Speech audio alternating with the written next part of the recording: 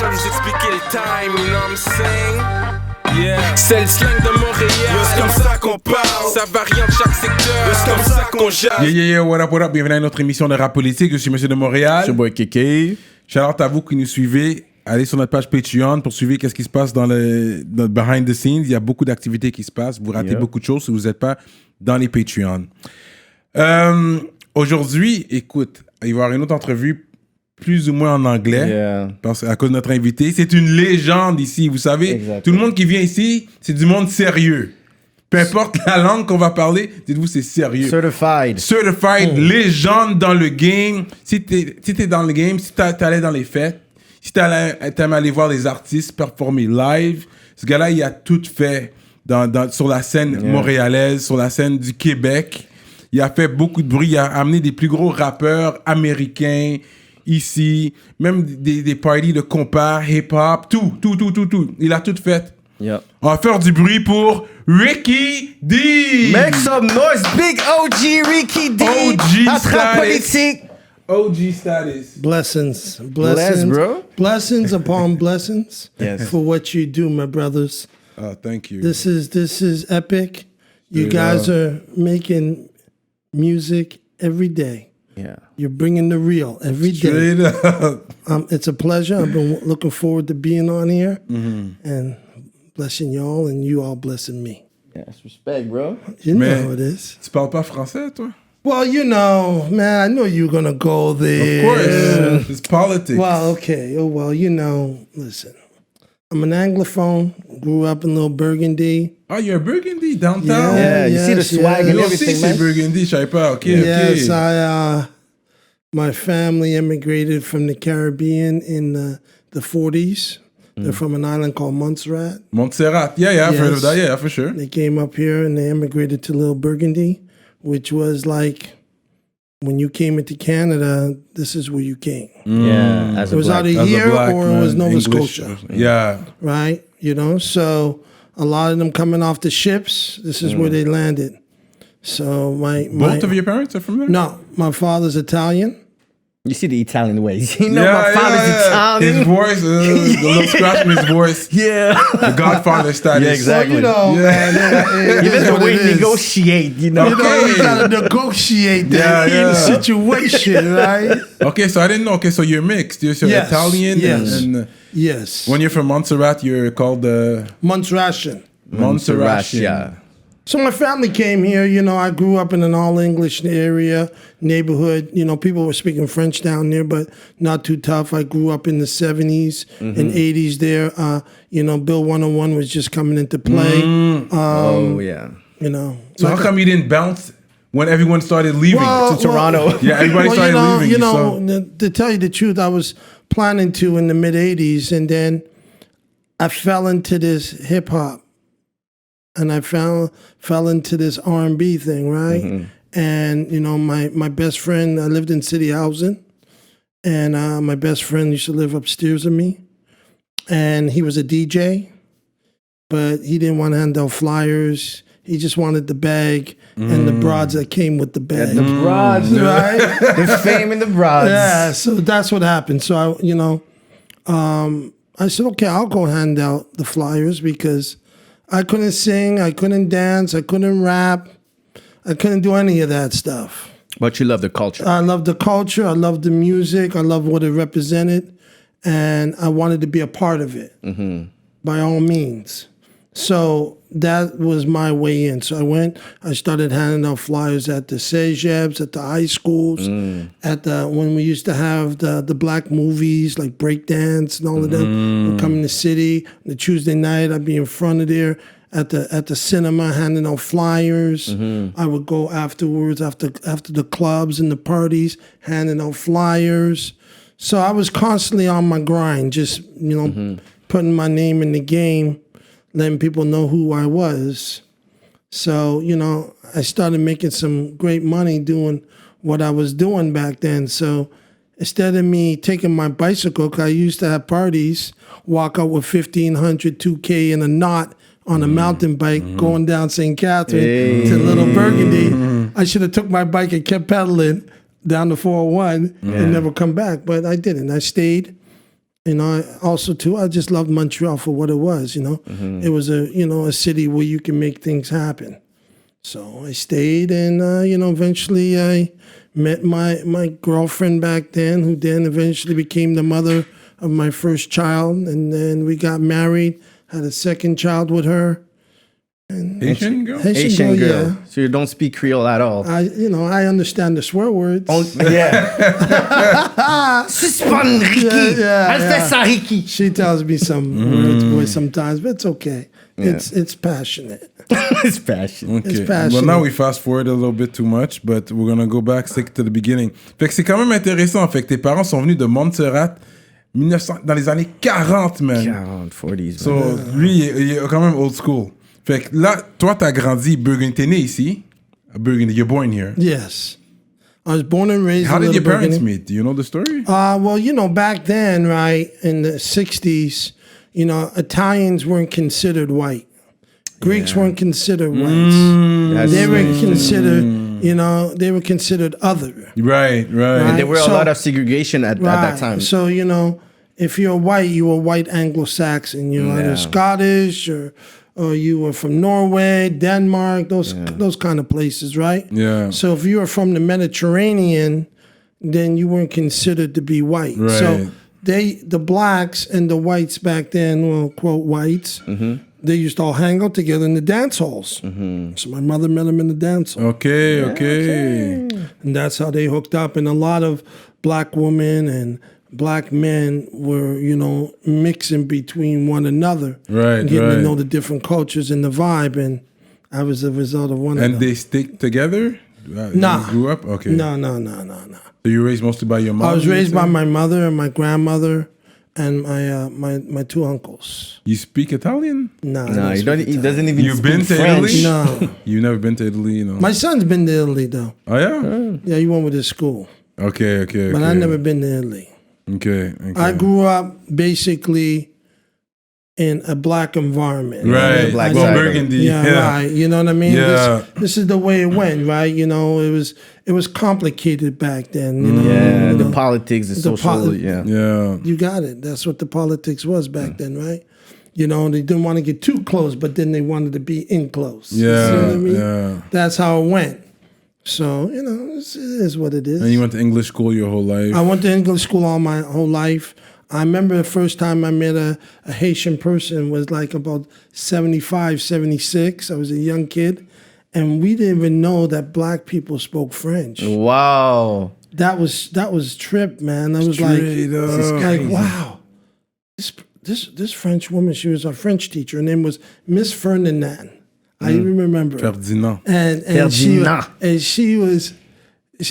we were like, wow, she speaks French so well. Yeah. That's crazy. Where the hell she come from? We were shocked, you know what I mean? So that was the beginning of the introduction of that. But then, my aptitude in order to understand the language, to hear it was very complicated for me. I couldn't click it, Yeah. Some languages come easy to people. Some languages don't, no matter how much they try. And I was just one of those guys that fell in the crack. But I didn't let that stop me from doing what I needed to do. And you know what? In a way, it was kind of, I wouldn't say a blessing, but it motivated me more. Okay. Right? Because now it's like if you're playing sports and your left hand is not as good as your right hand, right? You're going to work hard to make it both work for you. That right hand's going to be super strong.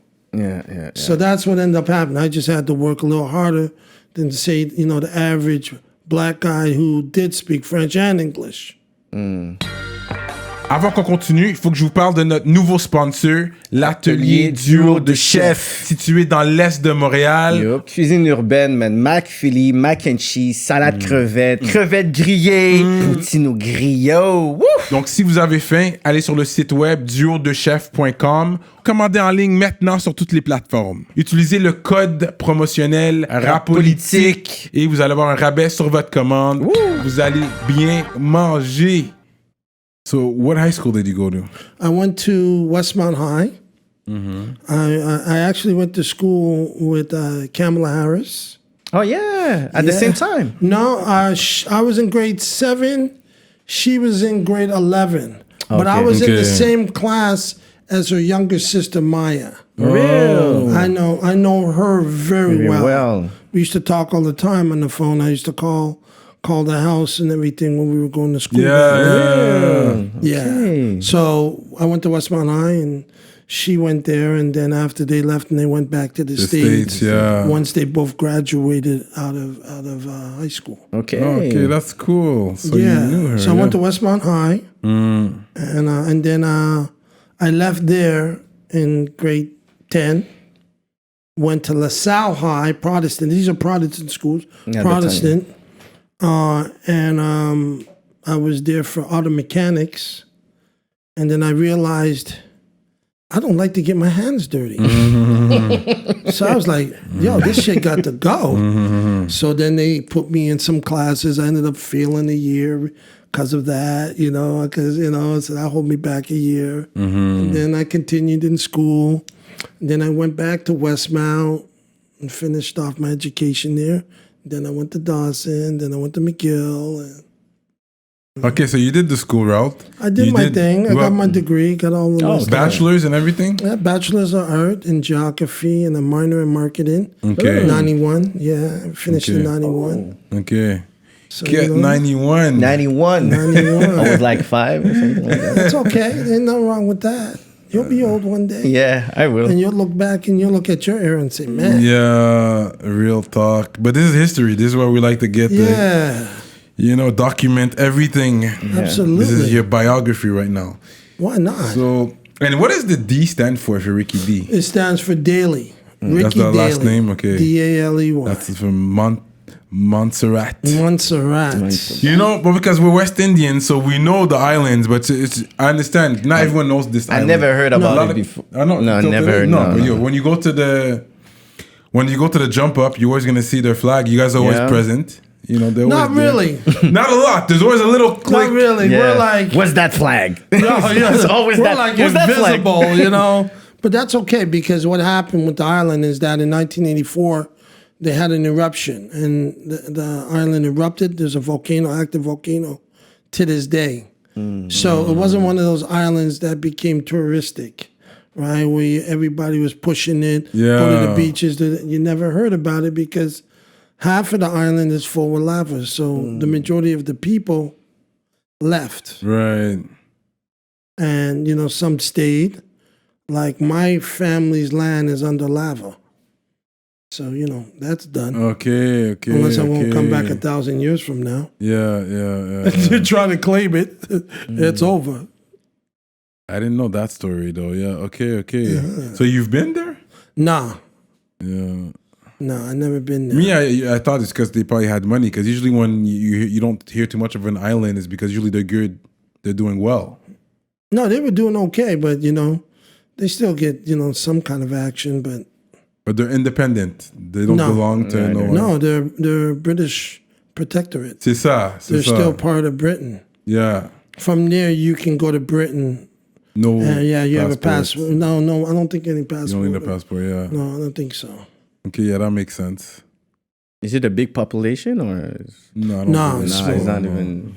It's small. It's a small country on the map. There's not too many people coming out of there. The only one you can say that you might know is PK Subban.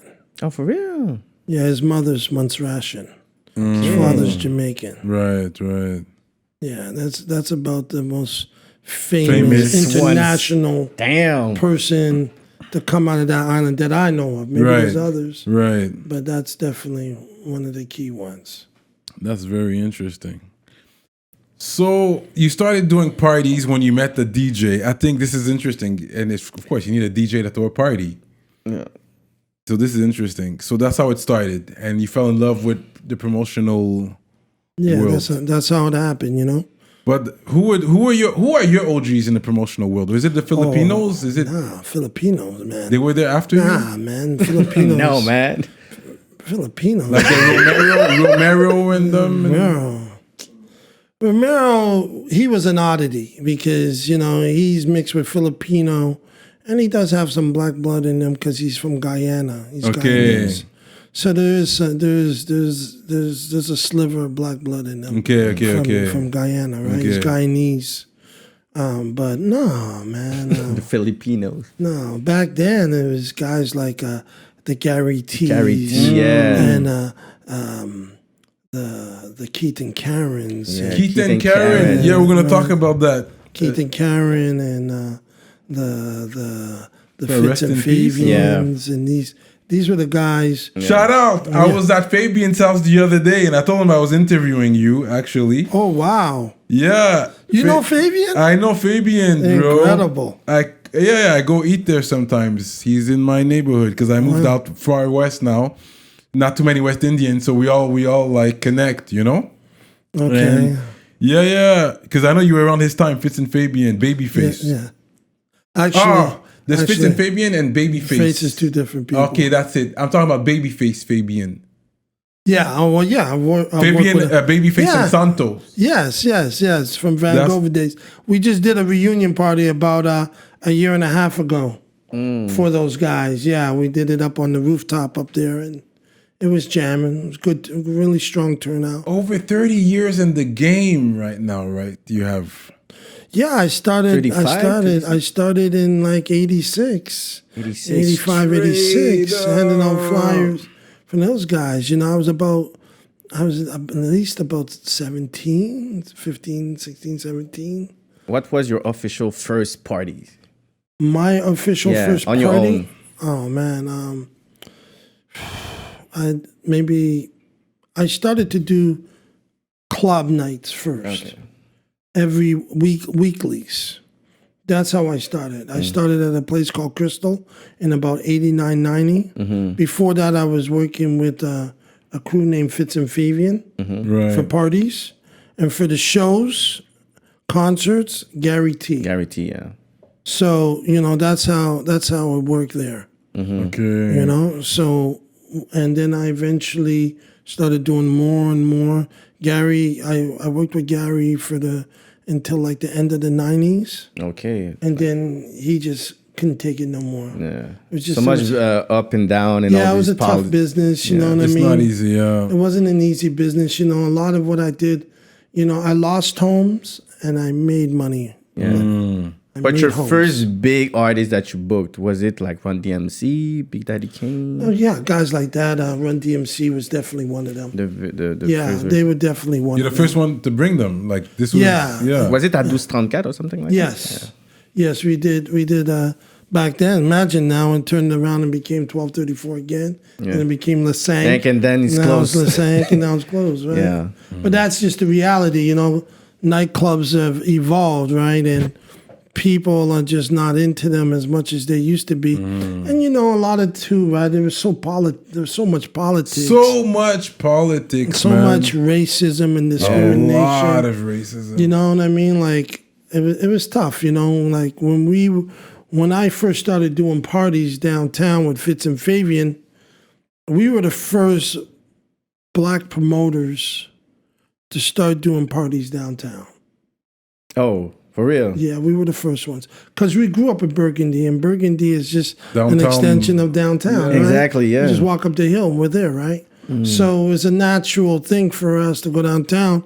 So we started doing parties on like the long weekends and the Christmas holidays and all of that.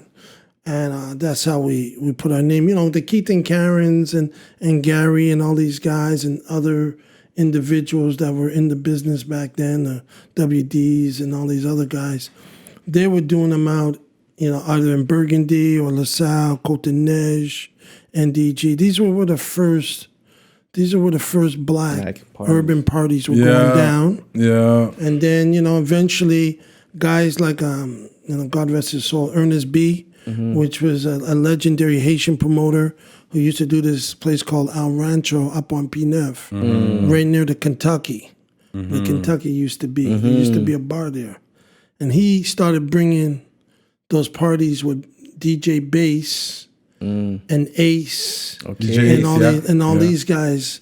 You know, Bass from Basement Records. He used to be a DJ back then. And these guys started bringing the parties back east. In the east, okay. and started doing their own thing in their own hoods and building the vibe over there, right? Mostly Asians too. Right. Over there. They took it from the West, brought it to the East. And started making the things pop over there. So now, everybody knew what the music was about, right? Because, a lot of people in the East had families in New York.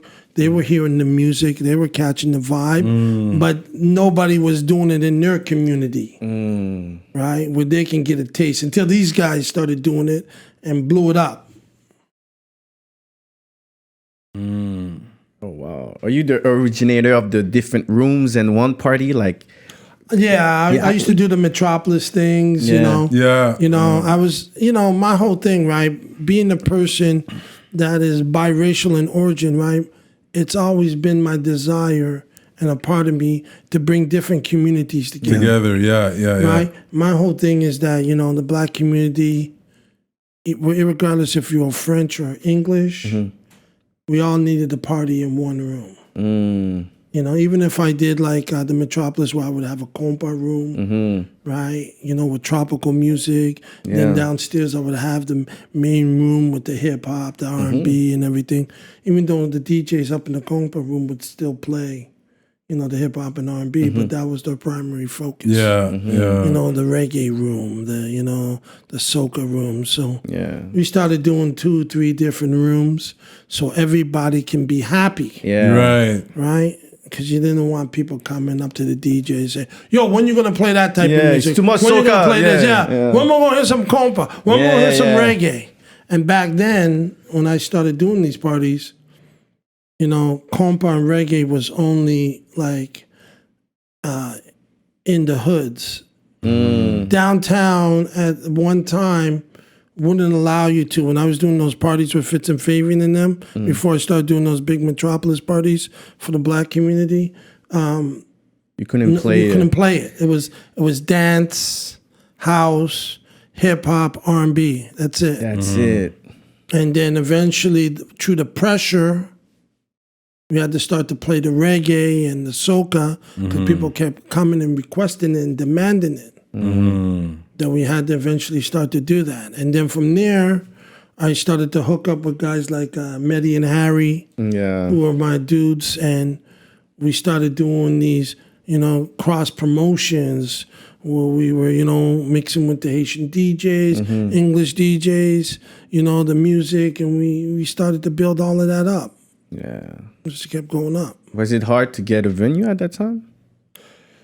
Well, yeah, it was hard, right? Because, they didn't, especially, for the parties, they didn't really want black people in their places, right? We were, it was very tough, When I did the smaller parties, I had a greater control over them. So that way, I would invite, say, the owner of a bar. I would say, let me do something place. Well, I don't know, black people are volatile. They're going to shoot up my place. Yeah, it was. Well, there was some violence as well in those days. Yes, it was. The gang violence was present. Yes, it was high at that time. Yes, it was. You had to realize that it's business. It's nothing personal. Even if they want to make it personal, I never made it personal. I would sit down there. And I hear the N-word all the time. I would hear everything. They would just be going in, bro. And I'd just be like, yo, can we break bread? You're a real Italian. Can we break bread on what? Break bread, man. Stop putting your feelings into it. I don't care about all of that. If you want, can we make some money? If we can't make no money, then we here talking. Then let's keep it moving. Then. But if they, let's do this. Sometimes I had to invite them to parties I was doing, so they would come and see how black people behave and how they spent. And when they saw that, they got horny and they moved on to money. Some were just straight out racist and just did not want, even though they might like you personally. You're not like the other black guys. Right. They don't want your kind in the room. Right? You know what I mean? And then, a lot of what ended up happening back then when we were doing this, we had such a dominance in the scene that, other people, like say from the white community and all of that, who used to come and hang out with us and kick it to experience the culture. Right. Other white promoters started to do their thing, and then certain white promoters would play on that fear-mongering in order to keep the white community now from participating anymore en masse in the situation because they wanted that for themselves. So, it became very segregated. Yeah. But at the beginning, especially with the hip-hop shows, if you didn't come to us, you weren't getting it. Yeah. Straight up, So you had to come to us if you wanted it. So other guys just started, to get in the mix and started to block off things. Crazy. And at those times, because I know Montreal at one point was really controlled, really biker-related control, a lot of these bars and these clubs. So you had to deal with them as well? Absolutely. I remember one story. This guy named Tom, I won't tell you his last name, but he was Irish gangster. And he ran Crescent Street. Okay, yeah. And he ran a lot of downtown. So if you wanted to do business, you had to sit down with him. So I sat down with him and two other guys that I still do business with. Not Malik, but another guy. And so it was, we go in the room. They frisk us down, and everything. Awesome. Yeah. Serious shit. Of course. Serious shit. So then we sit down. We're waiting for him to come in the room. He comes in the room. He puts his 9mm on the table. Straight up. Right? And then he starts saying, nigga this, nigga that. Why I want to fuck with you niggas? What you niggas going to do for me, nigga that? And, he was one of the guys I said to, listen, man, I just want to break bread with you. If we can't break bread, then I understand. I don't care about all of that nigga this and nigga that. Yeah. I just want to make some money. So he respected that. Yeah. Because, most black people get up to, yeah. He wanted you to flip. Yeah. He was trying to test you. So what you going to do, little nigga? I wasn't going for that. I was like, I'm on my paper. I'm like, I have no time to get involved in your small-minded bullshit. Yeah. Because now once I get in your room and I show you what we all about, then you're going to be on my dick. And that's what he ended up being afterwards. Oh, man. You want to do this club for me? You want to do a weekly here? You want to do a weekly at this? Oh, he was the plug for you to open. Okay, he opened up the books. And He had a few clubs under him, Crescent and Off Crescent, Bishop, and Mackay and all of these, right? Yeah. He was controlling all of those corners, right? Yeah. So he ended up coming back after he tasted our food, right? And he said, "Yo, you want this? You want that?" All right. And that's how I became the guy. Yeah. That's how you became the guy. You had access to the big clubs. Because they would control these clubs. Of course. And and I was and I was a businessman at the end of the day, right? Yeah. And I didn't get caught up in the racial politics that they you know what I mean? Like fuck all of that. Let's do money. Let's make some money. Right? This is what it's about, right? It ain't about all of that. Now, it'll be about that if there ain't nobody in the room. Right? Yeah. They'll be the first one to call you out, right? Yeah. But they ain't going to call you out if you're making the coin. They ain't going to call you out to your face. They say, those goddamn niggas, I don't like them, but the money's good. Yeah. You know what I mean? That's my favorite nigga. Yeah, you know what I mean? And I was like, so that's what happened, man. Straight up. And you know what's funny is in those days you couldn't go to clubs wearing jeans. Yeah, you couldn't wear running shoes. You couldn't wear jeans, cap, nothing. You know the funniest thing about this, right? And I say this to some people, is that some of the worst at that bullshit weren't even white people. No way. It was other ethnics. For real. The East Indians, the Iranians, for real. The Armenians, the Vietnamese, the Chinese.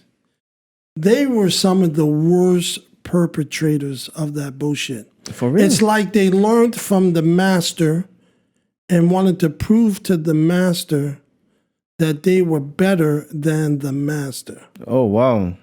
So a lot of those clubs you started going into and everything, these were the guys who were controlling them. Okay. Right? And they didn't want y'all in them because it didn't make sense for you to be in there because there was a general perception, and the perception is that if you go into these rooms, right, and you start doing black parties, white people are not going to come. Yeah. Right? Because Montreal, as much as you may think it is, it's a city of discrimination. Big time. Right? So they were scared, some of them were scared that if they did these parties, the white clientele that came on the Fridays and Saturdays Will not come anymore. Even if they saw a big lineup full of black people, they were like, "Yo, just and then what ended up happening is some of those black people who would come say on a long weekend Sunday, they thought it was cool for them to come on a Friday and Saturday, and they would get stopped at the door for the jeans, for the running shoes, for the this, for the that. You know, oh, you have too many guys. Where's the girl? Where's the girl with you guys? You know that bullshit, right? Yeah, for sure. So that's how that all. But you see, when I was doing my nights, it was okay because I was appealing to a certain clique of people. So they didn't really have a problem with that. Because I was controlling that night. Yeah. You see? But the minute they start going on to their other nights, so I used to go and I used to watch, and I would say I had to go and see a club on a Friday, Saturday, right? And I go in, I walk in through the door. They're not going to stop me. But what ended up happening, it ended up breaking my heart because I would see a lot of my people standing at the street corner, confused, don't know where to go. Yeah. They want to go in there and show that they deserve to be in the room. Yeah. But they're getting shut out because of the color of their skin. This is crazy. So, you know, and some of them got really hurt by it because, you know, but that's just a classic scenario, right? You see that all day, every day, right? You see them go out there and, you know, they'll go into these white clubs and they think because they have elevated themselves in terms of popularity or income or, you know, they deserve to be there. They're a celebrity now, right? They don't want to fuck with y'all no more. Yeah. They want to step it to the next level. So that's the next level. And spend their money and, you know. Right. When in fact, you know, they should have built their own community. Their own clubs. And their own clubs and their own vibe. But that wasn't the end game. The end game was to floss and to, you know, make it look like you're the shit when in fact you ain't nothing. But they loved us in those white clubs though. That's the thing. Like they wouldn't let us in, but the people there, like you'd always bag up. Like if you're a black guy with swag, you get into those girls were down with us. Yeah, the girls. I didn't really see that because I used to go to places like Sir Winston's and all of that, and I'd be up in those clubs, like, you know, like them bars and all of that. Cheers, this one, you know, Bonanotte, all of them, and the black guys in there were having a really tough time. Time to dance with the other. I had a friend of mine, his name was Dean. And I used to do Groove Society, right? Oh, yeah, man. And Dean loved white girls. Loved white girls. He didn't want no black girls. He had no time. So I said, Dean, what's up? What are you doing here? He said, Ricky, if you want to get a white girl, you got to come to these places because these are the only ones that really want you. Because when you go into the Sir Winstons and the Bonanottes and them, they ain't fucking with you unless you're a celebrity. You better have some dark sunglasses and be popping some heavy bottles. Yes. To get somebody's attention. And you better be in there every week. And they better know you to be a good guy. And somebody better say, yeah, it's okay. You can talk to him. He's all right. Wow. He's one of us. Right? Or you know what? That's crazy, yeah. You out the box, bro. You going in there, coming out tired with empty pockets and drunk. with no play in your hands. Your nuts on full. You understand? Bat la poignée game. You gotta go if you want to go and get them. That's where you gotta go. You gotta go to the clubs that allow black people. Well, group society. This is legendary. But that was part of part of the end game. You know. Yeah, group society that came later on. This is like early 2000s. Something like that. Yeah, late 90s, early 2000s. I'm not really good at timelines. Okay. But I remember Groove. There's the times you used to down the 40 in the car before going into the club. Because I was young, so you only had like $20. So you're downing the 40, me and my boys. Okay, we're good. Okay, let's go. And just proper, no jeans. Bel garçon, là. Proper shoes. And let's get in. Let's go. And you're already bent. You get there, boom. You just order a beer and you're good. You're right. And because... And the magic is on the dance floor. That's what you had the moves. You don't need to be at the bar spending money. You just go try to dance with a shorty. There's a certain amount of energy in those parties. Yes, right? That was just incredible. Yes, the energy level was incredible. That even though I would go into these other rooms, I never seen anything that could match it. Yeah. So it was like a narcotic when you win those black parties, and the energy that was in those parties was just unrivaled. You know what I mean? The only thing is that again, we're people, especially in this city. We need to learn how to stand up for one. Yeah, and do for our people. No, it was real. I mean, the Africans had their club too. I remember Balatou, and everyone had their little, the Spanish had their clubs too. They had their clubs, the Spanish. They were able to have that downtown. That Safari was one. Yeah. Safari, Cœur Samba aussi. Yes. Oh no, you had your spots, you know what I mean, where you can go in there and you were good. Yeah. But again, not everybody was into that.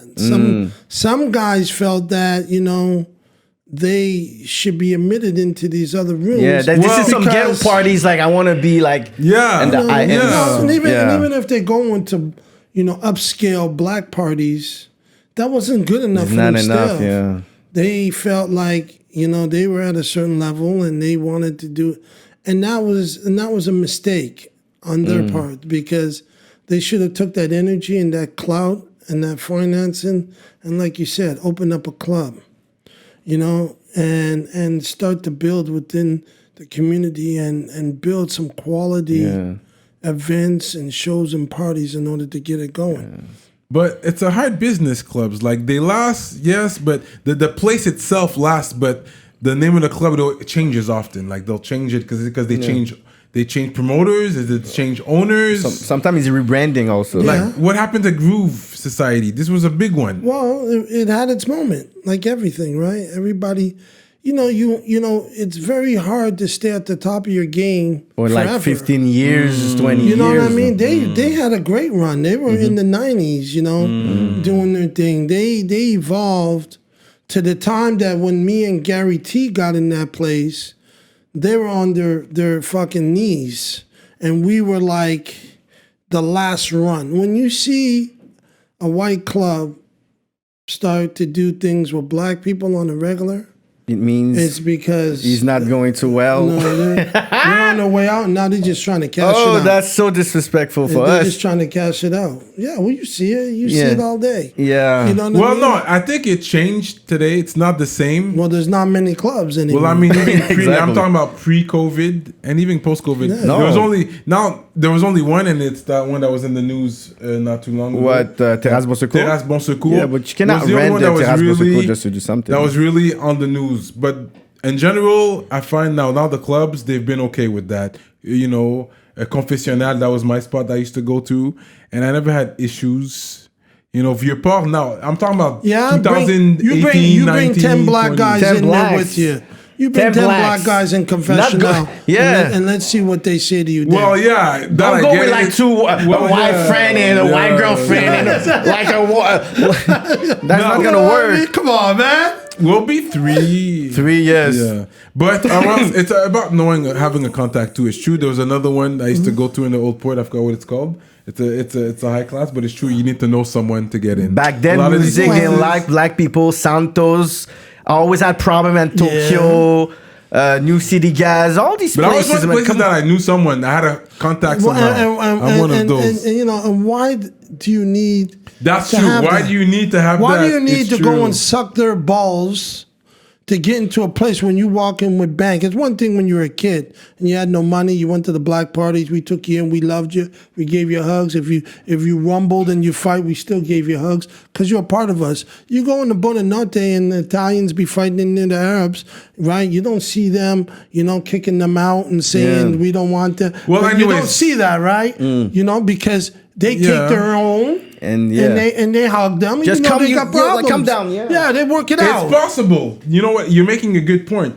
But then again, a lot of the shots fired is on their side of things too. Oh, that's bullshit. And let's talk about that now. You can talk about all of that because you witnessed the phenomenon, especially uptown. And after you brought people from the east, you brought the compa rooms and everything. So now you're mixing. There's politics. There was the Haitian, Jamaican politics. But you know, a funny thing, right?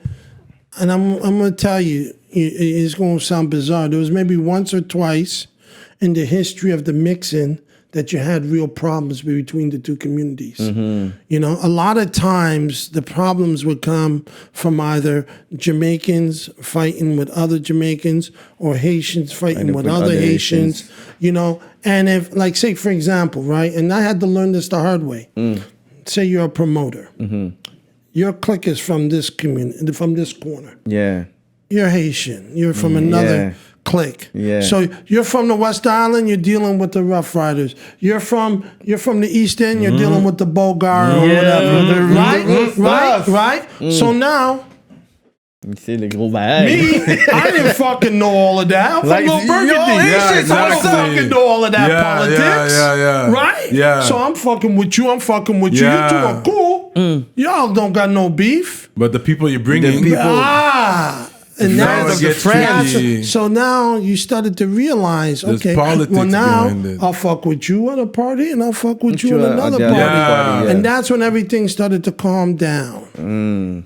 That's when everything started to calm down because now you got to learn. You got to know who you fucking with. You just can't. You just can't go in and work with this guy and not know this guy. But that takes an education, and sometimes in education you get spanked. Wow. You gotta get spanked, right? So you end up having problems. But the funniest thing about it is that, and you'd be amazed. On some real talk. Say there being some issues in the parties I'm doing with the promoters I have with the shit that's going down, right? The minute the guys who were perpetrating would see me, they would stop. They would have respect for you. Exactly. Because they know now I would know who the fuck they are. Yeah. So they would calm down. Yeah. If I didn't see them, it would trip. That's it. It was on, right? But eventually, that's just people. That was bad for business. Let's be real now. That was bad for business, but you know what? White people had problems too. Yeah, they fight at Foufoune Electric. They had fight every weekend. Italians were pulling out guns at L'Action up in Saint Leonard, up on Lac-Odère and Cremezy, right at the corner. There used to be a hotel, a motel there. I don't know if it's before you guys' time. Wait, Cremezy? Cremezy and Lac-Odère on the other side. Yeah, I know. Yeah, it burned down. They rebuilt it. Okay, it used to be called L'Action. Yeah. Okay, and it was a very well-known bar club in that area. Yeah. It was up around that area. Yeah. And, they had their problems. Yeah. Anytime you take liquor and you put it with weed in a close confines, things can go off with a large amount of people, and not everybody knows. Not enough women. Not enough women. You know what I mean? Yeah. Too much guys. Too much niggas around. You know what I mean? And you started doing it like that. So, it had its time, but it wasn't to the point. that it was every week it was happening. Yeah. And what ended up happening is that we needed to confront it as a community and deal with it. Right? But then there was people from outside the community that saw this as an opportunity to steal. Yeah, to take the juice and just, you know what? To steal. Right? To take a guy like you who now might have second guess going to one of those and bring you over there. They weren't going to take many of you. Then they would take the culture, they would take the music, they would go over there and they would do their thing. Yeah. Right? And then they would say, but we don't want you in that room. It's crazy. Right? So now, what you're supposed to do, if your house is a mess, you're supposed to clean up your house. Yeah. And that's what we needed to do. And eventually we did it. But did you sit down with gang leaders, the heads of Every time. Every time. I remember having a meeting with them, right? Because certain guys wanted to lean on me. Oh. And wanted to extort me. Oh, wow. And I sat down with them and their members, and these were big guys. Big guys, okay? We sat at the VIP restaurant, and they had their guys outside in the front. Everybody got frisked to go into there. There was nobody else in the place. Yeah. I had to sit with my back to the door while they sat with their faces to the door. I mean, serious stuff. And then there was a big time guy, Haitian guy, who I was close to, but they all didn't know that I was close to him. Oh. And I said to him, so you want me to pay? I'm an OG and I'm going to pay you? I said, why am I paying you? For what? I'm a main man down here. I'm not paying you. And he said, okay, Ricky, it's okay. I said, you guys are calling me to this meeting. With my people were fucking shitting themselves. Yeah. They were scared. They were terrified. They were like, okay, no, you have They to were pay. terrified. You know, they were sitting up there and I'm like, no, I shouldn't have to pay you. I'm a made man. And that was it. And we ate food. We talked about the good old days. It was like One of red them. and blue, or just one of them, or It was above them. okay. Oh, yeah. It wasn't red, it wasn't blue, it wasn't east, it wasn't west. It was above. Above them. Ça veut tout dire. I was dealing with made men Okay. The boss is boss. controlled all of that. Okay. But because they used to come and fucking my shit back in the 80s, they were one of the few guys who were coming from the east, come down and hang out with us. They knew us. We were cool with them. We all broke bread together, did parties and all of that. They were like, no, not him. Not him. And that was it. After that, I never had a problem. Wow. Never had a problem from nobody. And if I did, I just made a phone call and it was done. It was done, yeah. Yeah, they just left me alone. It's not an easy business, man. You No, need you contacts, you have need to. people that are going to back you up. Yeah, you got to be able to stand up to the situation. You got to. If you don't be disrespectful. You talk to them politely. You express yourself without being rude and arrogant. And you know what? They'll understand you. Because they're still customers, at the end of the day. Yeah, and then at the end of the day, they know what you're doing. They know what you mean to the community. Yeah. They don't want to shut you down. They're just trying to see if they could take something from your pocket. But if they see they can't take nothing from your pocket, They will. then most times they'll leave you alone. Especially if they know that you're somebody that they shouldn't have to fuck with. You can't go lean on McDonald's. Exactly. You can't lean on no Burger King. Why you gonna come fucking lean on me? Don't lean on them motherfuckers. Leave me the fucking load. Let me go get my paper, man. You know what I mean? I've been out here too long, brother. You coming in there breaking in my places. I make sure you take it, back in the day before you were hot, I would take care of you, give you your bottles, make sure you got the best seats. You didn't have to wait in no lines. I'd take care of you. So now your people are coming to me and they're asking me. They're asking me? Nah, come on. That don't work. Man. Des gros talks qui se donnent, Rapolitik. J'espère que vous êtes bilingue en train de nous écouter. Là. J'espère qu'il y a beaucoup de gens qui comprennent. Là, parce que politics du club. Il y a la grosse politique qui se donne Montréal. This is the real scene. These are the real talks. Wow, but how did you connect with Malik Shahid? Oh, man. Well, me and Malik, we go back. I know Malik since he was a kid. He's not my age. Okay. So if you're asking that, he ain't my age. He's not close to my age. What happened is that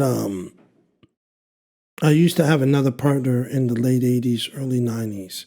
His name was Gilbert. He was an African guy. When I left Fitz and Fabian and I went to start doing my own promotions, I took this guy as my partner. And we started doing parties together and everything at a place called Crystal, which was on Crescent Street. The Old Diamond Club, which was a well-known gangster location. You know, a lot of blow, a lot of that. Because blow was back then was big, right? Yeah, Everybody was on the blow tip. Yeah. And then they closed and it got renamed Club Crystal.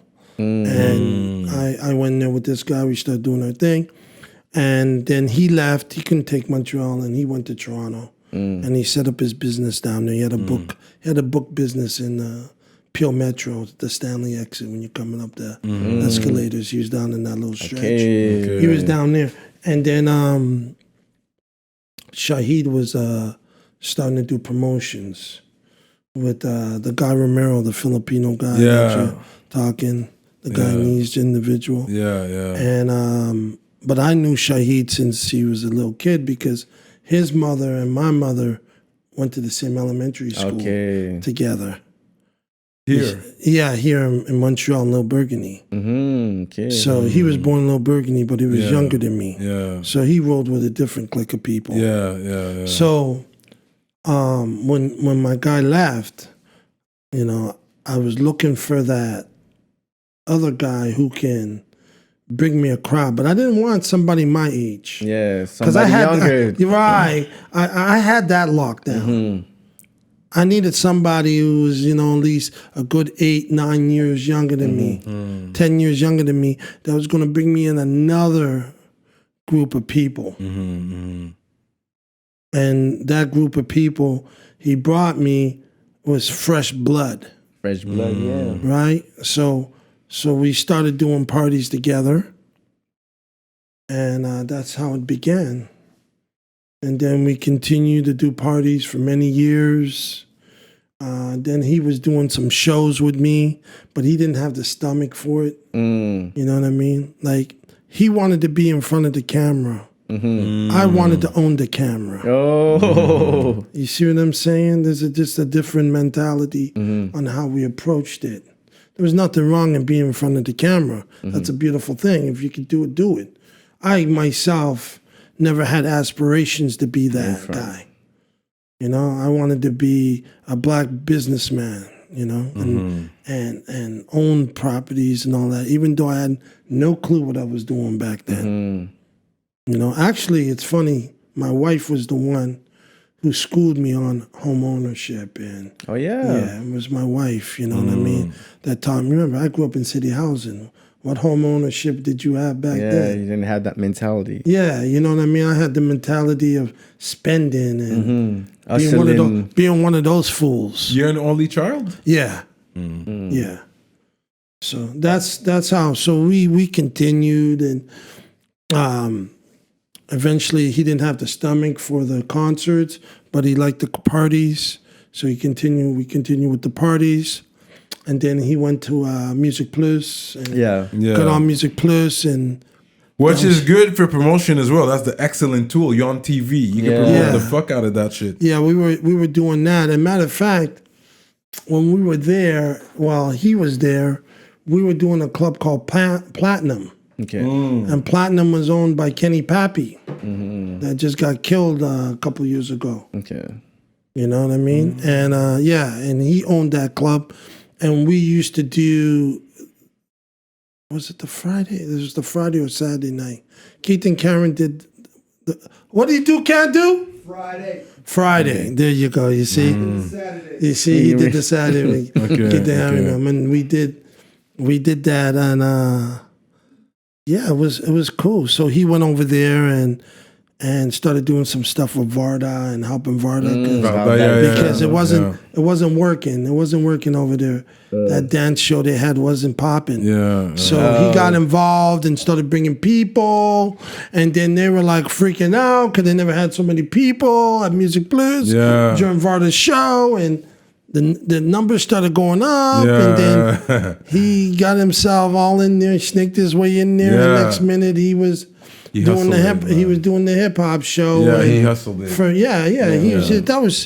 That was just plain straight up hustle and desire. Yeah, he did these things. You know, some people say, you know, he shouldn't have been that guy, but you know, at the end of the day, he doesn't speak French. But you know what? He spoke enough of Black Anglophone. He had 2 negatives for him, and he made it. That tells you the grind. The grind, yeah. Right? A Black Anglophone, and he had the top.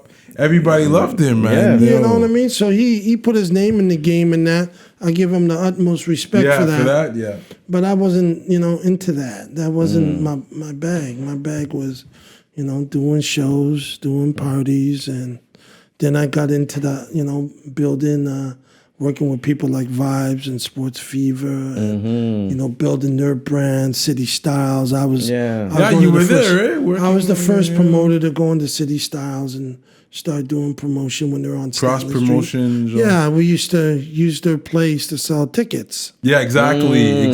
Right, when they're on Stanley Street, and they would take $5 sometimes. When internet was not with me. They didn't take anything with me. Okay. Because you know I was an OG. I was the first. Right, the first usually doesn't get tapped. And it tracks, it attracts clientele. All the fishes afterwards are the ones who get. They're the ones who get filleted. You know what I mean? Yeah. It wasn't me getting filleted at that time. I was like, you ain't touching that. You ain't putting the $2 on my ticket. Yeah. You crazy for what? I'm bringing you the action.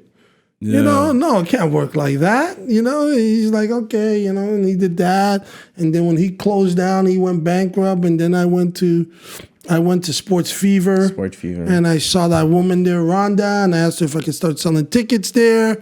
She said, no problem, to my shows and my events.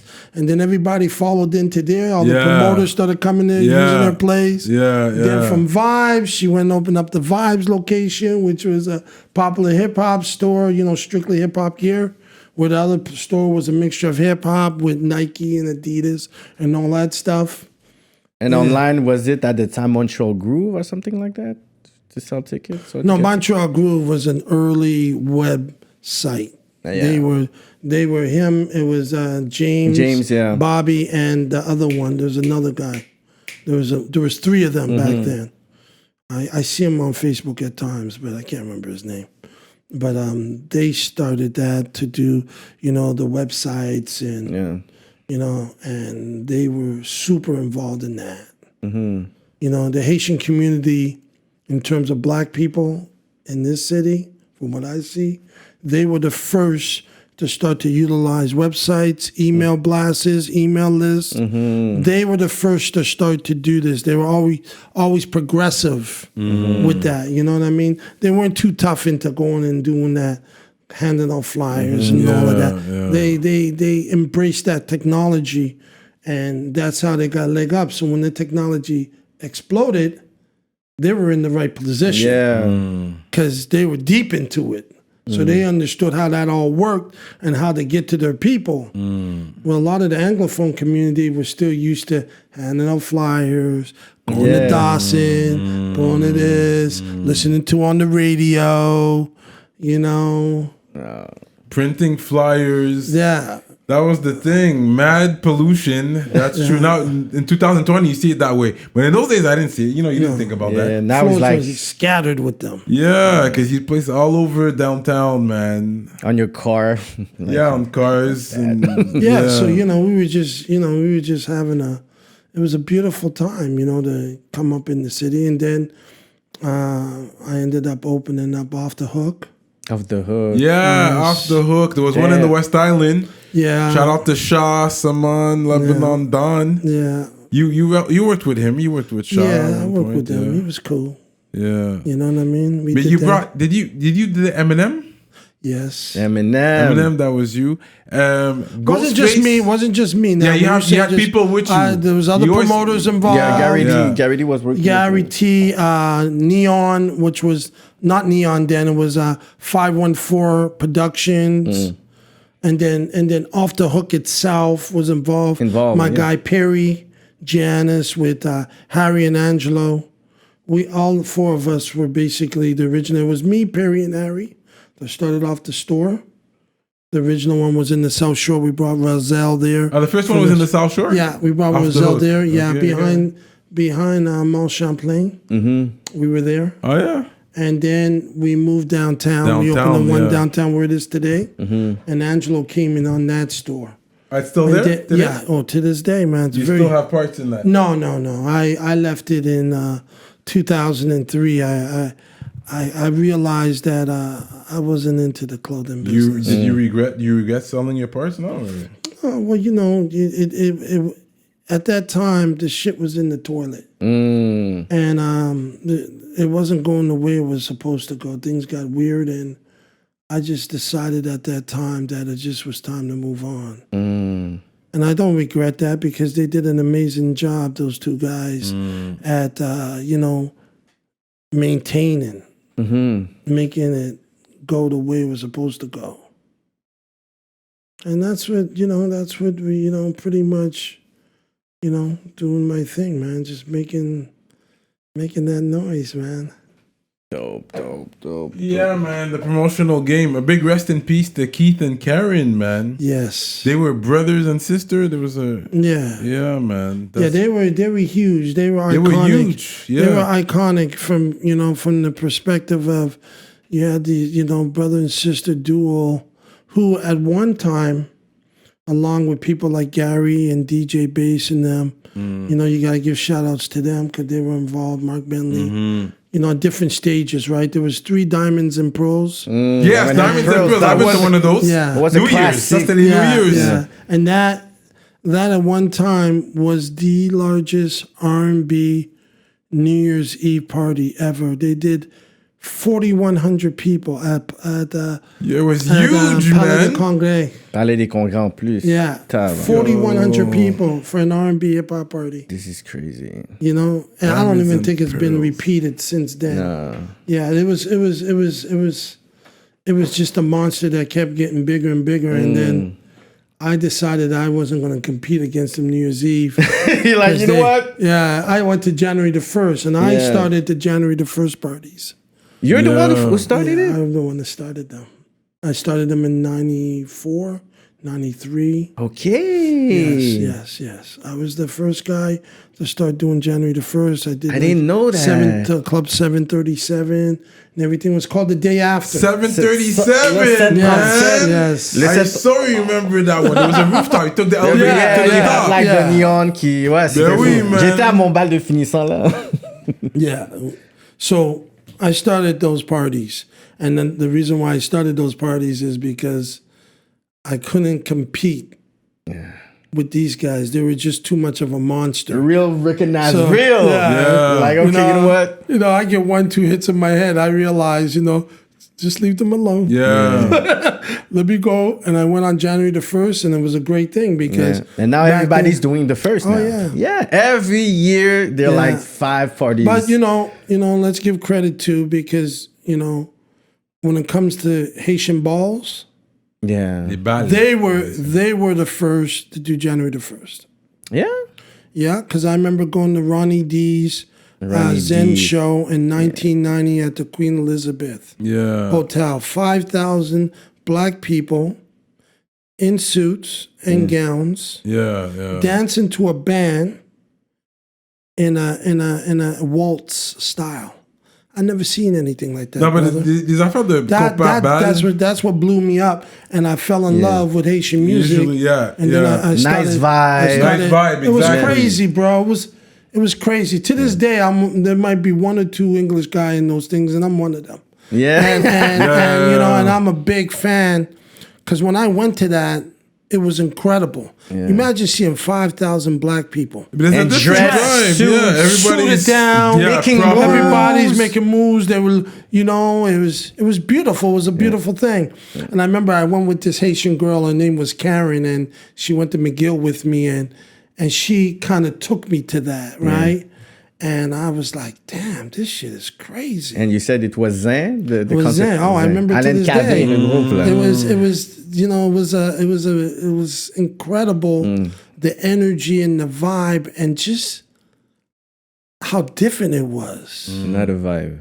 You know what I'm saying? From what you were used to seeing. Yeah. Where you going to see 5,000 black people dressing up in suits and gowns other than New Year's Eve? Yeah. You know what I mean? I saw that on January the 1st. Yeah. Back in 1990, nobody did anything on January the 1st. So that's where I took my inspiration from when Keith and Karen and them started doing the 31st. They started kicking my ass. And, and then I said, okay, what am I going to do? So I said, the 2nd is a holiday. The 1st, clubs are closed. It's easy to get a club on the 1st. Club owners are like, damn, let's get that money. That's extra money. Extra money, right? And I didn't have to pay overtime for security. I didn't have to give DJs big money. I didn't have to pay cashiers and all that overtime, right? Because it wasn't the 31st. 31st, people wanted to get paid. You had to pay them double if you wanted them to take their 31st and work for you. But on that day, it was straight everyday business, It was like a regular Friday or Saturday. Yeah. Or a long weekend. And I did that. And the first one I did at 737. It was huge. I had to shut it down. Wow. I had thousands and thousands of people. I didn't know where the fuck they were coming from. I had to shut it down. It was packed upstairs, and that's one elevator to get up too. Yeah. And so I did that, and we just continued, to keep doing those parties on January 1st. Then I did, different places like the Coquinos and all these other places. And then I was the first guy to start the 26th of December. 26th, the Boxing Day parties. Yes. No way. Yeah, I was the first guy to start doing them. And what happened, nobody used to do parties on those days. And what happened is that I knew that the younger generation at that time, people I was growing up with, were in Cégep and university. They were on vacation. Yeah. Right? It wasn't like you're dealing with an older working class who some people work on the 26th. Right. And so forth, right? Especially if it's like a Tuesday or Wednesday. So I realized that. So I started to do these parties, Boxing Day parties, on the 26th of December. And they became extremely popular. Extremely popular, and then other guys started doing them. Started doing the old school parties. I was the first guy to start doing the old school parties. Yeah. Back in the late 90s, I started to do those. People weren't thinking about old school parties, but I was around maybe 30 years old or something like that. And I was like, I wasn't seeing any of my friends anymore. They weren't coming out no more. So I was like, I'm going to do something for them. Yeah. And I didn't give a fuck if it worked or not. Right. And I did it at the Jello Bar. Which is, Jello Bar. I did the Jello Bar, yeah. Yeah. And I did that spot, and that was, those parties were just, they were fly. I've been to one of those, yeah. I've been to a lot of your parties. Of course. Especially your sister, who was a big time fan of mine. Big fan. Yeah. But I was telling him that before. I used to get into clubs and stuff avant mon âge, before my age. Before 18. With fake ID? No, just I had them with me. I was with a clique of girls. Yes, we weren't too hard on the brothers, man. They were like 14. Okay. If you looked of age, you were getting in. Yeah. I wasn't really trying to get, listen, it was tough enough to even have a party. If you're over to have a party, and if you're over 18 to get in any club, let alone have problems coming into my, but that's the way it worked. I heard a story. Ghostface couldn't cross the border. Was that with you? Yeah. And he looked at you like he wanted to. That was actually Method Man. Method Man. It was Method Man? It was Method Man. We were doing Method Man, and we were at the border at Buffalo. Okay. And I was there with my old partner, Perry. And Gary had left at that time. He was not doing any more shows, really. He was just tired of it, sick of it. Perry is not ICN. No. Okay. Perry, not that Perry. Okay. There's two Greek Perrys. Okay, that's it. Right? Not Good Friday Perry. Okay. Another Perry. His name was Perry Giannis. Okay. And how I met him was in 1988. He called William Morris, which is an agency in New York that handled hip-hop back then. A woman named Cara Lewis, who's iconic in the business. If you ever listen to Paid in Full and all of that, Eric B. Rakim. Yeah, for sure. He mentions her name at the beginning of the record. Okay. Yeah. Okay. And she was very iconic. And what happened is that we called New York. He was calling New York. We didn't know him. And Cara said, well, why don't y'all just do it together? And that's how we got Perry and Gary got together. But Gary and Perry were friends first. Okay. And then Gary brought me in. Okay. You know, it was Gary and Perry because they were the ones making the calls on either end. Not me. So then he said, yo, let's just join us. I don't care. You know what I mean? Let's do it. Man. So we went and what happened is that Method Man, we got to the border. Immigration officer called him into the room, started talking to him, and says, well, you know, you and Ghostface have a criminal record. They pulled up charges on Ghostface for attempted murder. Oh, damn. Him and this guy was in the Village Voice and all of that stuff. And they were asking them guys what your charges were, and they were lying about it. So the guy got really frustrated, the immigration officer. So what he did, he proceeded to strip search them, and he proceeded to strip search the bus. So they were extremely mad. So now when they saw us, they went to my partner Perry. He was a white guy, Greek guy. He don't know no better. And they told him to come here, I want to talk to you. They were going to beat him up. Because now they were banned from Canada. So in their minds, they were going to beat him up right there at the fucking border. And I put my arm around Perry, right? You know, like this. I said, come here, let's go and talk over here. And I said, you're not going over there. They're going to fuck you up. They're going to fuck you up, man. Oh, yeah? I didn't know. Oh, I didn't know. And I was like, yo, they're going to do you in right now because they're fucking mad. Because you got them at this border getting strip searched and interrogated. But it's their fault because they're lying, thinking that, trying to make the immigration, because he's some goofy looking white guy, so they figured they could just talk to him. And, you know what I mean? Punk him up. But they didn't realize he had the power of life and death at that border.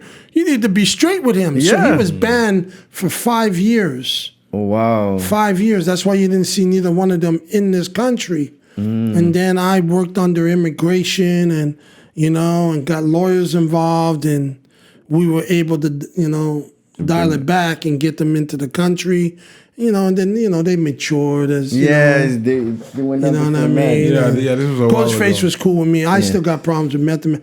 He don't like me no more. He's mad at me because he tried to get over on me on when I brought the Wu-Tang Clan here. At the Olympia. Olympia, yeah. And there was a huge ice storm. Remember, we had the ice storm. It was November the 3rd. And we had a huge ice storm. That's in 93. No, it was late. Maybe 98. No, it was recently. I never was able to bring them back then. Okay, there was like what? They couldn't get in back then. 5-6 years ago. Yeah, I went to that show. I went to that show. Olympia. Yeah, I went to that show. And what happened is that he couldn't get into the country because there was an ice storm. Yeah. So the other guys, they were coming in from the west. So they were able to leave from the western part of the U.S. Alberta? Oh, okay, here. You know what I mean? In Detroit, okay. all these others, because they all had other gigs, right? So, you know, I gave this guy $25,000 up front, Method Man, because he wanted his money up front or he wasn't going to come. So I said, okay, I'll give you a 25 large. He knew the deal, signed the contract, everything was good. So he didn't make it into the country. But I was also doing a show in Toronto the next day. And he made it in for the show in Toronto. Okay, he made it. So now he was mad at me because he wanted me to let the $25K go. And I said, no, you owe me a show. Yeah. Because I paid you 25 large. I don't give a fuck if you couldn't catch that flight. You owe me a show. You gotta you paid the group, but I gave you 25. Right, I gave you, I'll give me back my money. So they were like, yeah, okay, I'm going to give you a date. I'm going to give you a date. I'm going to give you a date. Kept stringing me up. Weeks becomes months. And then what happened, I had an opportunity to get him. Because what happened is that Redman. And Redman wanted to come into the country and do some shows. And you did a Method Man and Redman show. I went to that show. Right, and what happened, I did two of them. I did one with the two of them guys, but then I did one after that. And then when I did the one after that, I worked a deal out with his manager. Right? Only Method Man that one. I did Method Man and Redman together. And then I had the Wu-Tang show. And then after that, I was going to do Redman alone. But I told Redman, if you want the money that you want, you got to get Redman to come on board. Method Man to come on board. So then he said, okay, I won't make it happen. So they made it happen. Yeah, negotiation. And then the day of the show, Method Man he called me and told me, you motherfucker, I never approved the Method Man and Redman show. I said, well, that ain't my problem. Your people did. My people didn't do that. I said, well, so what do you want to do, man? You want? I'll just go and not give Redman. We'll cancel the show and Redman won't get his 10. And that's it. Well, Redman wanted his money. And him and Redman were tight. So he couldn't fuck him up by not doing the show and him not getting his paper. Right? Because you're here now. Damn. So he cursed me out so badly, I couldn't even go backstage. Oh, he didn't want to see your face. He didn't want to see my face. That's how bad it was. And I said, fuck it. And I just went and got in my car, went home, and I said, I'll check my gate in the morning and see how that is. And that was it. So, and then I tried to get him just recently, right, for his show, right? You know what I mean? And I spoke to his manager, and his manager went, no. That was it. Wouldn't say another word, nothing. No. And this was like fucking 7 years ago, 8 years ago. You still remember your face. Yeah. So I know there was one time my greatest rapper of all times, was supposed to come here. I don't know if you were involved in that. It was Gary T, but you got involved Biggie. in this. Yeah, he couldn't cross the border. Yeah. So, but you remember that? I remember that. And you know what? Deep inside, I was happy because I couldn't go because I was a kid. My sister went, and I had people that went, people I know. But me, I was kind of happy because I was like, I can't go in the ones who, I couldn't go. It was 18 and over because we were doing it at it was 18 the Coliseum and over. Or the World. I can't remember the name. And I think he called from like a Kentucky Fried Chicken to say he couldn't. Nah, what happened is that I wasn't doing the show. It was Gary's show. Okay. Gary had offered me an opportunity to do it. I didn't know who Biggie was. Oh, at that time. Straight up. Notorious B.I.G. When he got that show, he hadn't popped yet. You understand? That single was bubbling. So it was 94? 93. No, like 94. 94, 95. Maybe 95, 96. No. 95, 96. 94, maybe. No, 94. Ready to Die came out in 93, I think. No, man, I don't think so. I think it's later than that. But anyway, who cares? At the end of the day, what ended up happening, we were, he was doing the show. He offered me an opportunity. I didn't take it. not to know, lo and behold, the show sold out. I was like, fuck, I should have went. You know what I mean? But I didn't know. Yeah. So now I was just going to go and see the show and, chill and enjoy. Get drunk, you know what I mean? And all that shit. Yeah. And Gary called me and he asked me if I can go down to Plattsburgh. Like, what? Because, Biggie's at Plattsburgh, near Plattsburgh. Straight up. He was at the Super 8 Motel. So I was like, okay. So he said, listen, they had problems getting across the border. So they turned back and they're at the Super 8 Motel. So I said, cool. So I brought 2 girls with me. And we drove down to the Super 8 Motel in Plattsburgh, near Plattsburgh. It was before you reached Plattsburgh. So you met Biggie in person, is what you're saying? I met Biggie in person. Straight up! Straight up! So what ended up happening is that... he was taller than you? Yeah, he was big. He's a guy. big dude. He filled up the door. Straight up. He filled up the door. He filled up the door to the hotel room. So now we're sitting there and wow, this is crazy. So I get there, I meet his road manager. Okay. Road manager opens the door. He has a shotgun blast because he had the shirt off. Shotgun blast going down. Straight up. The guy was like, okay, cool. So I started talking to him and I said, well, what happened? And he said that, and this is because of what happened to Biggie when he went to Toronto. He went to Toronto twice. Yeah. And when he went to Toronto, this other guy, we used to call him Tony Burnt Face because he was burnt on 3/4 of his body, including his face. That was his nickname, Tony Burnt Face. And he did a show with Biggie. There was no security. The crowd came on the stage. They took the mic out of Biggie and his boy's hand, and they started rapping. Almost. So Biggie backed out of the place, and he left.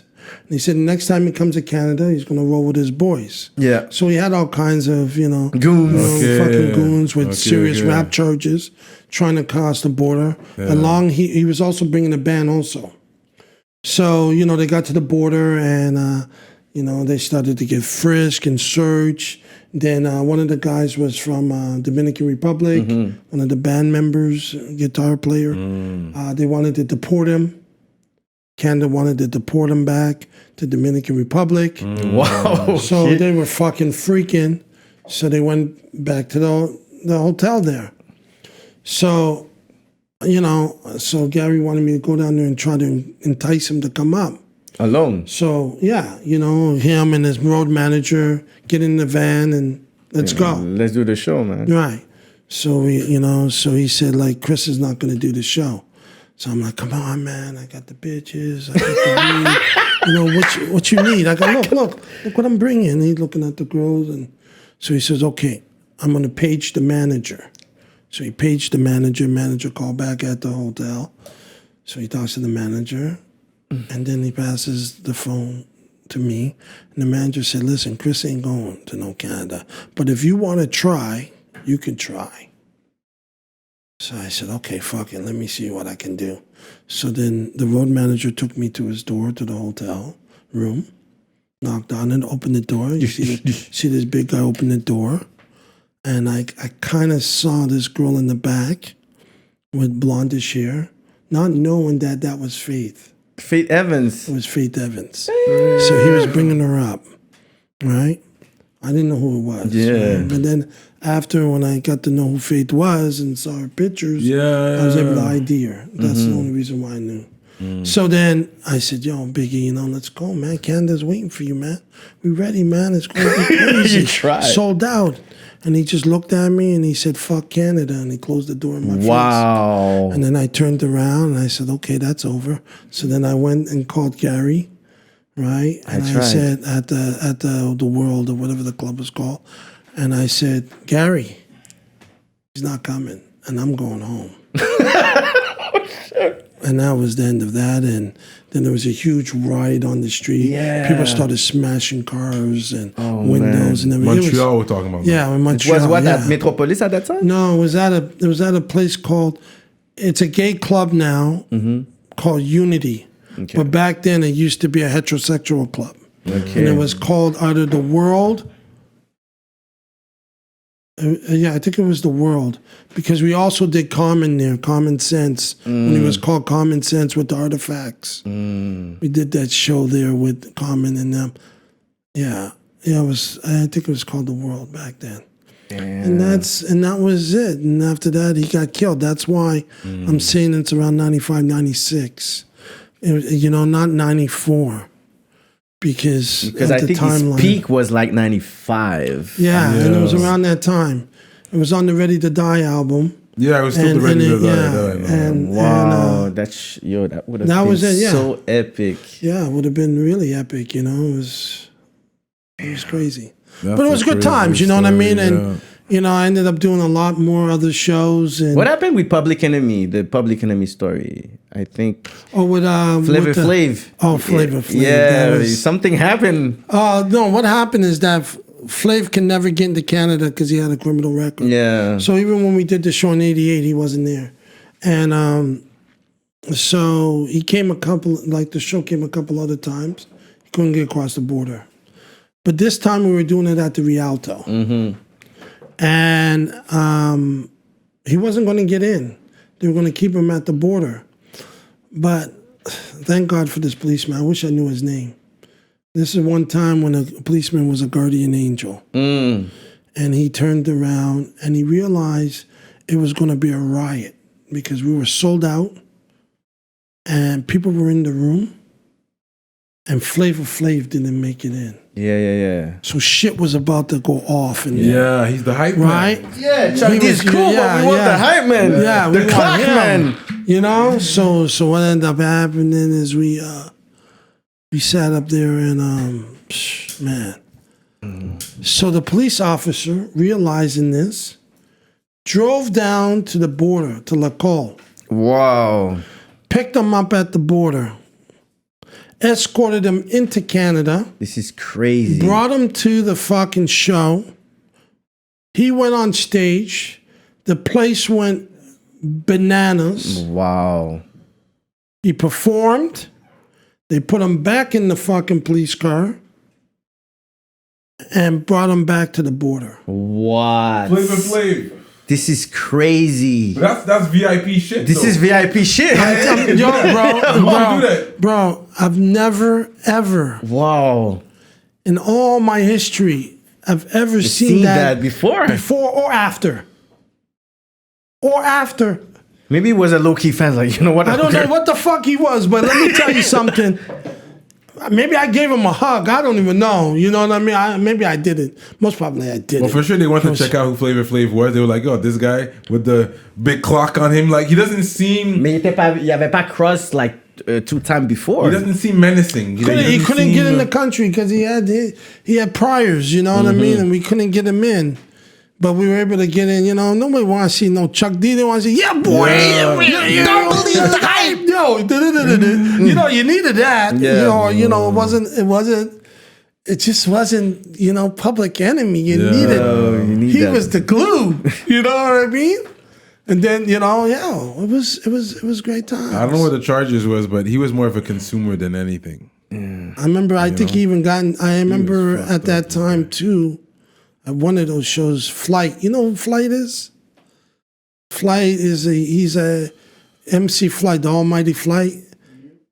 Yeah, he's a legendary Haitian MC from Montreal who basically hung out in the English community. And he hosted a lot of these events for us and everything.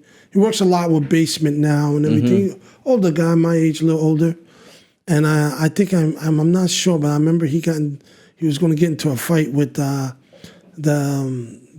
what's his name from Public Enemy, not Flav, not Chuck, the SWVs or whatever they call HDV or something. What was the name of the group? Kandu. S1W. S1W. And what was the main guy? He was going to get in a fight with Professor Griff. Professor Griff. Oh, shit. Yo, that shit was... No way. Yo, man, this shit was getting crazy, man. We had some fun times. Yeah. I remember seeing Redman get his chain ripped off his neck, jumping into the crowd and scrapping with the dude. Wow. I remember one time Snow pulled the gun out on me. Snow? Yo, he was about that life, Informant. And, He pulled the gun Yeah, on he was me. about that life. And after the show in the back, because What? I wanted some girl to come into his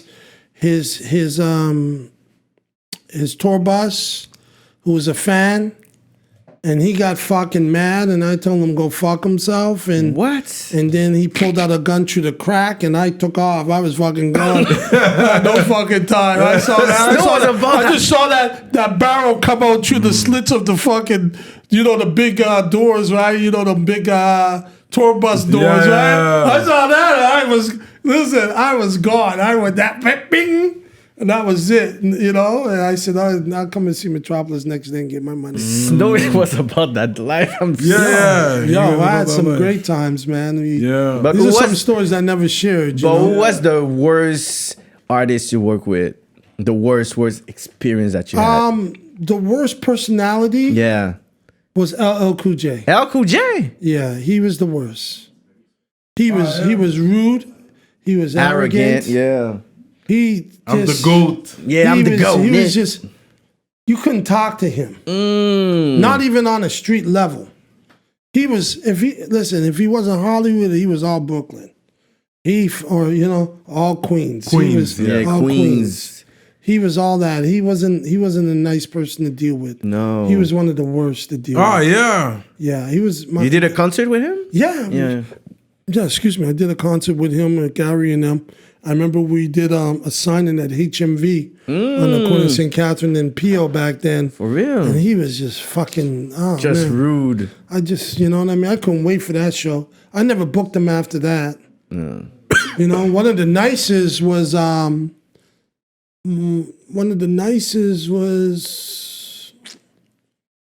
it was really nice.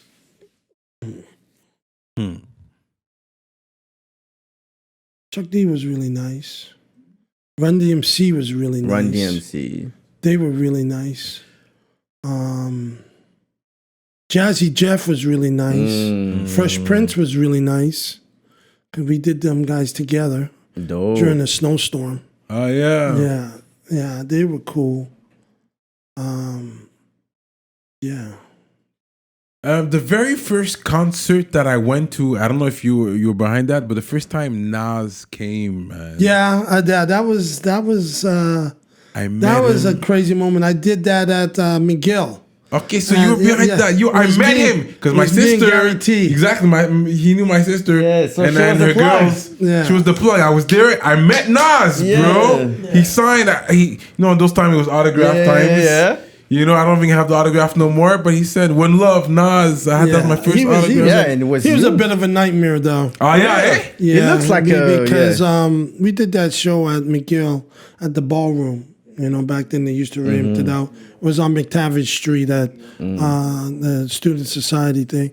And that was the year that Chicago and New York were playing in the Eastern Conference Finals. The NBA Finals. Okay. And he was watching the game. Yeah. And he wouldn't leave until the game was over. Okay, that's why I was late. And we had a curfew at McGill. Yeah. And we were freaking, we were trying to get him to leave, and he wouldn't leave. And then he got there. He was stoned. He was so stoned he couldn't remember his lyrics at times. Oh, yeah. He couldn't remember all of his lyrics to all of his songs. I was young. I don't even know. And Il était juste happy de le voir. Yeah, that was one of the, we did that off the Illmatic. It was Illmatic. It was a great show when he got there. And for the slip-ups, because he was just high on weed and cognac and just. But people were so happy to see him, they were super happy to see him. But that motherfucker had us sweating, man, because he would not leave until Jordan and them kicked New York in their ass. Yeah. Well, I think it was Game 7. Oh, that's true. Yeah, it was Game 7. Probably. Yeah, for sure. He's going to New York. Being from New York and that. Yeah. Another one that I met, I don't know if this was you, the Lost Boys. Nah, Kandu reminded me of that. Let me bring Kandu in, man. Okay, it's my boy, man. Kandu. We'll be right back. Yeah. We're going to bring OG Kandu. Another one. Yeah, we back at it. Rapolitik, shout out à vous. entrevue plutôt en anglais aujourd'hui. Tu comprends? Une chance qu'on est bilingue, on est là pour vous. C'est Montréal, man. C'est Montréal, et puis on doit documenter la réalité de qu'est-ce qui se passe ici, man. So now we got an OG here, Kandu. Triple OG. OG. Yeah, Thank you for that correction. Yeah, we have to say it properly. That's my guy. Yeah. Bon, we both triple OGs. Yeah.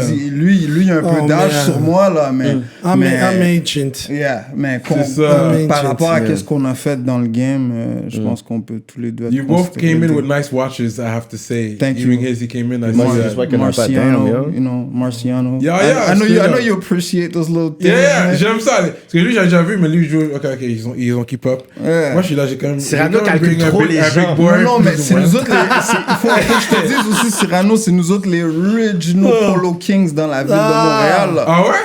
Yo, c'est nous autres qui avons fermé le Polo Mansion sur la rue Sherbrooke dans Bomb Rush. Straight up. Consacré les Bomb Rush.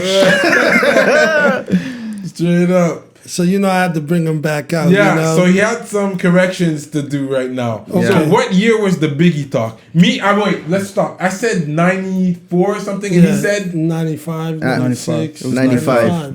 It was 95. J'étais directeur de promotion chez BMG. Directeur de promotion et de marketing pour tout ce qui était black music chez BMG dans ce moment-là. Fait que le Bad Boy Catalog faisait partie de ma job. He was one of the first. Yeah. Mais parce qu'il y avait un Haïtien qui travaillait pour Bad Boy, même pour Bad Boy à New York. I know they had someone. Yeah, Compare. No, Shakim Compare was a flavor unit. There was another brother that was working at the promo department. Oui, yes. Harvey Saint-Pierre. Non, Harvey Pierre, c'est plus l'assistant à Didi. C'est l'assistant. Ouais, c'était l'assistant. C'est l'assistant. Il y en avait un autre aussi. Anyways. Il travaillait à Bad Boy. Yeah. There was a few. Pierre, he's big. Yeah, he's big, that guy. Yeah. Kandu was one of those guys back then coming up.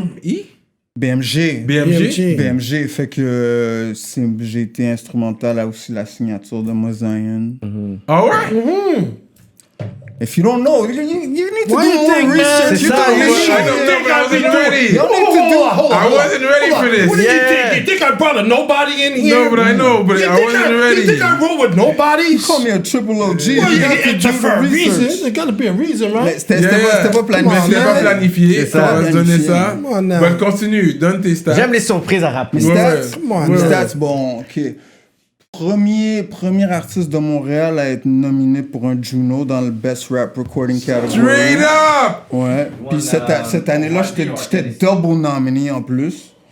Fait que j'étais nominé pour la production que j'avais faite pour Dream Warriors de Master Plan. Puis j'étais nominé pour mon single Bright Lights Big City.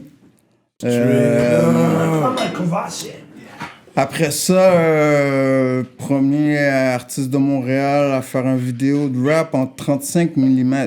Premier artiste de rap au Canada à faire une vidéo en 35 mm pour Bright Lights Big City. Straight Et à up! être nominé pour un Much Music Video Award. Ensuite, j'ai été corporate. Premier executive black dans une grosse compagnie de disques au Canada. Au Québec.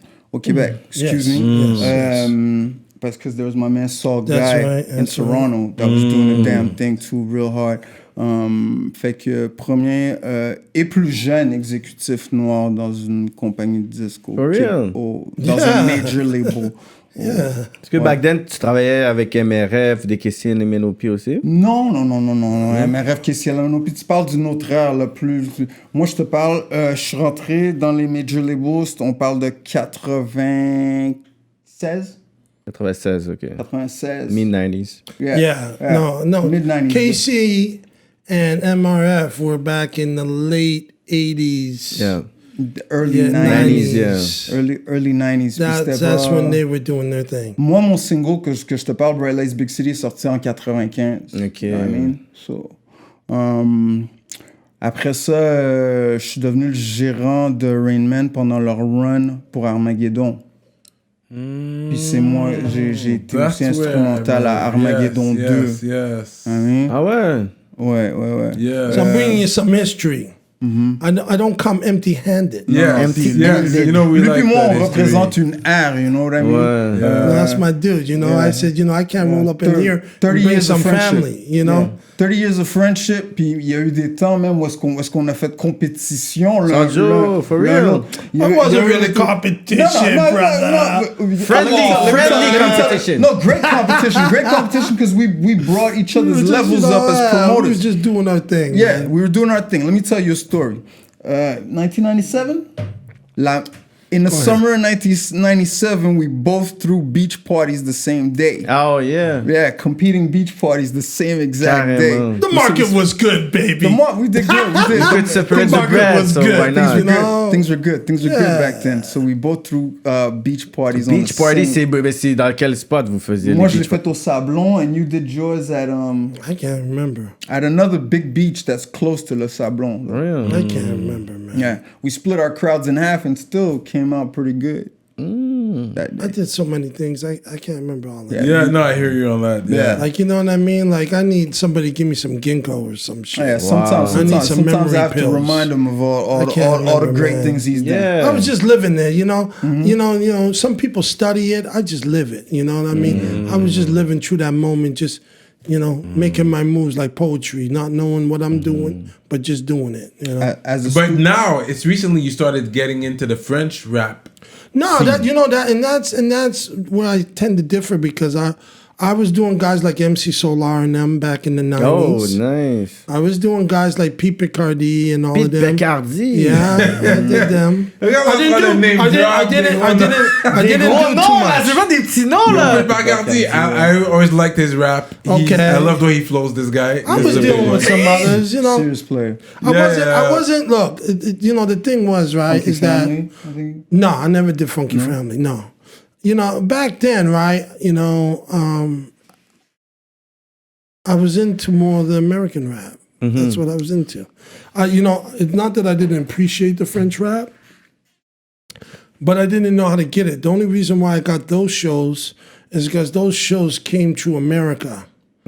Right, to William Morris and them. These are big booking agencies. So who? Oh yeah. So what happened? Yeah, because remember at that time when I did MC Solar, I did him a guru for Jazzmatazz. Yeah. When they did the Jazzmatazz The thing. good, and that's the how. bad. That's how I got him. Right. So you know, I've always been a fan, but I got more and more into it because, you know, I started seeing all of these talented young hustlers from the city, you know what I mean? And it was just, I was proud of that, and I wanted to be a part of that, and I wanted to, you know, put my sign on it, my cosign on it, and bless it up because it was just so important, you know, when I started seeing all these young hustlers, the next generation, you know, because after the Kandus of the world and the Muzayans and everything, shit kind of fell flat. There was a moment where things weren't moving. Yeah, and it's then, true. And then things started to bubble again in your generation.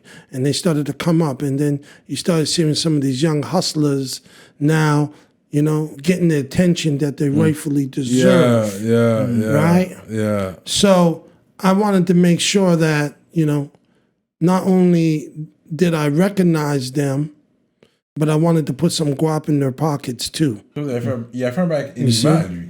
Non, il y avait une photo. T'as pas travaillé avec Enima?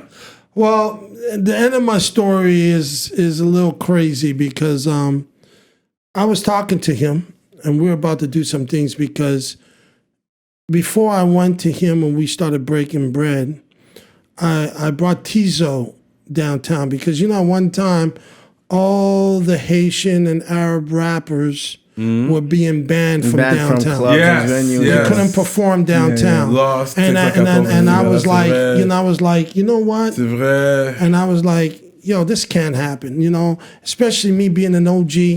I sit down with the police. Yeah. The police know who I am.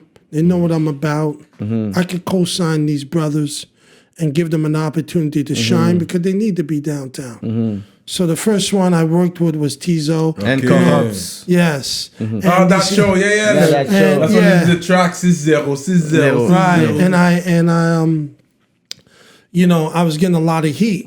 Yeah, the cops wanted to shut Club Soda. Yeah, they wanted to shut it, and then Club Soda wanted to, but because I had such a strong name with the Propo, you know, they just they had to step back and give me my respect. You saved that show, basically. Yeah, you know, so they did the show, it was beautiful. And then I was getting ready to do something with Tizo, and then I did the show with K Bands and what's that guy, the American rapper? I had him.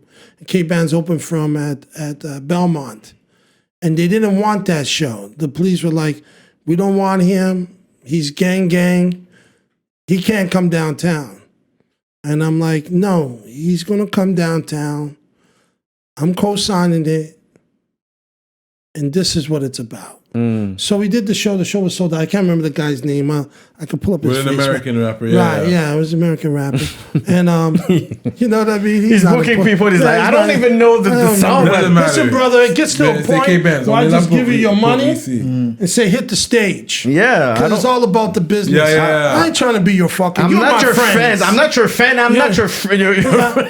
You understand? So he performed? Strictly business. So what happened is he performed, you know, the gang was in there, the Red was in there. You know, I know the leader. He's there surrounded by 15 dudes. I go up to him, I talk to him. I say, am I going to have any problems in here tonight? He said, no, you ain't going to have no problems, Ricky. You want a drink? I said, no problem, give me a drink. We sit there and drink. We start kicking it for a minute because I know him, right? Yeah. When you're in the business I'm in, you got to know them. You got to mingle. You understand? If you don't know them, they're going to back you on your head. So you need to know them to give them the respect. Yeah. So he said, no problem. Yeah, exactly. There was no problem. K-Bands was up there with his boys, 20 people, mob deep. And I was looking, going, okay, we got ourselves a show. You know what I mean? And he came up there and he represented. And, he's a star. And you know, and he was. Star, yeah. So I was so happy on this, right? So I said, you know what? I want to fuck with that Enima guy. So I said to my boy, man, this is my boy Freezy, man. Freezy, Yeah, that's my boy Freezy. He's my ride and die nigga. Yeah, that's my boy. We have the main man. We have deep conversations all the time. Yeah. And I said, I want to meet him. He said, you want to meet him? Okay, I'm going to make it happen. So I went up to his place. He was up in RDP. Went to his house. He was, you know, under house arrest. Had the fucking thing on his foot and everything. He got bitches. He got bitches in the place. He's smoking a joint every 5 fucking seconds. So I'm talking to him, and he's like, I'm like, yo, I'm going to bring you downtown, B. He said, no, you're not. I said, I'm going to bring you downtown. But this is the way we're going to do it. My way. We're gonna go in the regions. We're going to make it happen in the regions, and then we're going to come downtown. Okay. We're not going to go straight downtown because the police don't want you. But the police are going to listen to me. They were very, I don't want this motherfucker downtown. And I said to him, there's your little tour. We're going to do it. They said, take them out there.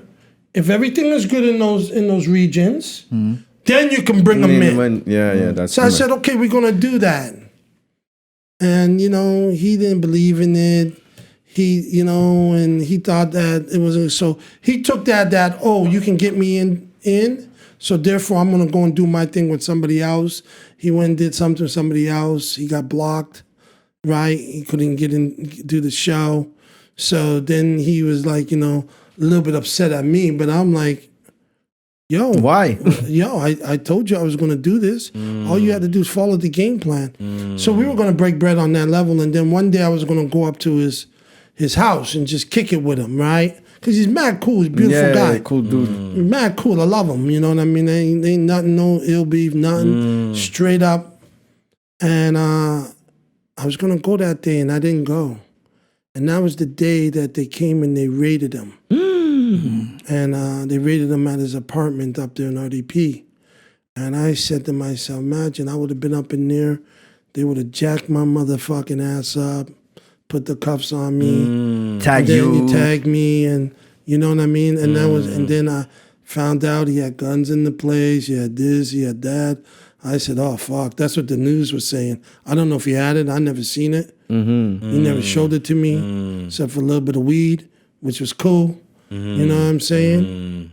And that was it. And I just said afterwards, yo. You know, this is this is just too much for me. At my age, I was like, fuck it, I got babies, I got this. Yeah. I can't be going down there. If I was a young, 20-something, I'd be like, yo, let's do this. Mm-hmm. You know what I mean? Because now if I go to jail, I can take the time. I can't take no time at 50 years old. Are you crazy, nigga? Ricky's back is bad. Yeah, what am I going to do? It'll get even worse if I get in the wrong fucking penitentiary. Somebody might bend me over and make me their boyfriend. I better start rapping. So I said, fuck all of that shit. Damn. So we just kept moving, and then he just, things just got crazy for him, and he went to Europe, and hey, I'm so proud of him though, because he's doing his thing.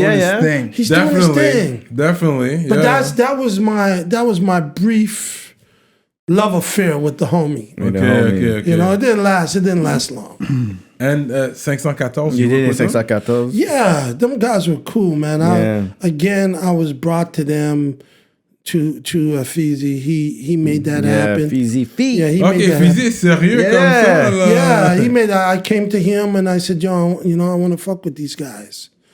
Yo, can you make it happen? Because, he actually made it happen for Tizo also. Yeah, so he was basically the one that puts you on local stars, on the rise. Right, because I didn't really know these niggas. I just seen them around the way, right? I didn't really know them like that. I didn't really know these niggas, yeah, like, you know what I'm saying? Yeah. Like, I couldn't tell Feezy from a popsicle. I didn't know which one was it. Yeah. Right? You know so who's lost? Who's lost? Is he here? Is he here? Yeah. I didn't know who, you know what I'm saying? It's another generation, too. Yeah. So you need that new generation link. Right. To put you on. Feezy was that, you know what I mean? He was that. He was the guy who introduced me to them youngins and showed me that, these are the guys you got to be breaking bread with. These are the guys who are making noise. This is the streets. Right now. You want to break bread? And you did that show. And I did it with these guys. These guys loved me, gave me my respect. We broke bread. We made money together.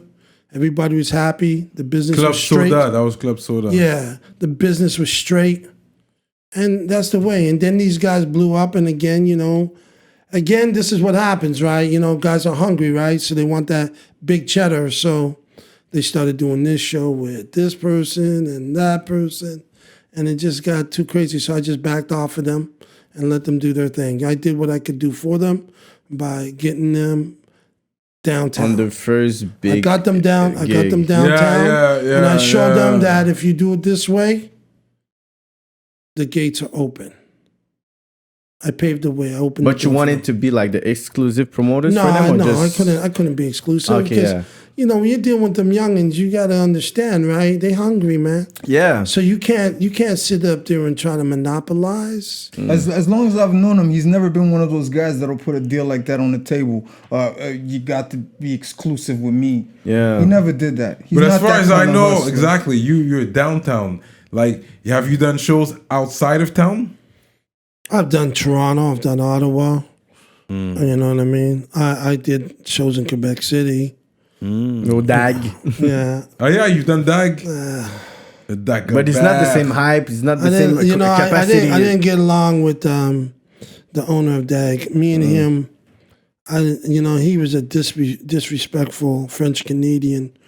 Because you can say a word that, were you speaking French with him? No. Exactly. No, this is the problem, right? Is that a friend of mine who happens to be black was a friend of his, and he turned around and called his kid a monkey. So I said to myself, first of all, if it was me, I would have dropped him right there. But this guy, he wasn't like that. He wanted to be this guy's, fucking, I don't know, I don't want to say it, but he was too involved with this guy. To realize the level of disrespect. So when he said that, I said, because before that happened, I did Meek Mill's in there with him. And Meek Mill's was a fucking disaster because, somebody grabbed the mic from one of the opening acts, took one of the mics, and was rapping over Meek Mill's lyrics. What? So Meek Mill's kept saying, "Who the fuck is this? Find the motherfucker," because he's hearing it through his monitors. And then I told my partner to go find him, go to the board and cut the mic. What does this dummy do? He tries to go out there in the crowd and find the guy who has the mic. You know, you got a sold-out event of over 1,200 people, and you're trying to find one guy with a mic? So by the time the third song came on, Meek Mill said, fuck it, and dropped the mic, and it was gone. Dang. Was it in Quebec or in Montreal? No, here at Telus Theater. I went. Okay, this is what happened. We were like, yo, okay, this is the worst fucking show that we went. And I was like, what? So then what happened now, I told the owner, you know, give these people their jackets, and he's fucking around with the jackets. People bum rush the shit, they grab the jackets. It's a clusterfuck. Then he turns around, he wants to blame me, and then on top of that, he does that. So me, I said, you know what? I'm done with you. I'm not even going to your Dagger Bears. Fuck you and all your bullshit. Because he was the owner of Telus too. Right. Exactly. Right. And then when he said that to my boy, I told him, I said, you're fucking wrong. You should have never said that to him. And I said, you're lucky you said it to him, because it was me, I punched you in your fucking face. And then he said to me, I'll call the police on you. And I just left it at that, because I didn't want to go to no jail. It wasn't my kid. It wasn't my kid. You know what I mean? Yeah. Otherwise, if he would have said that to my kid, then I would have, you know. This is crazy. So that's what happened with that cocksucker. So I just left it at that. So I like, Dagger Bears. Nah. The last time I went Dagger Bears was when we had a French rapper that did the Laval. He's from Belgium. He's Belgian. Hamza? No, man. He's Damso? black. Alors on danse. No. Damso. Ah, c'est Damso? Damso. Yeah, when he did I went to the Quebec City one. Because I had some money in there through a partner of mine who was involved in it, who had the show for Quebec.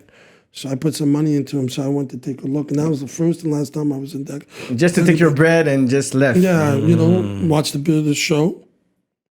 But I saw him in Montreal, so for me it was like, you know, I was just down there with a little vacation, get a little hotel room, and get some money. And see the business work, right?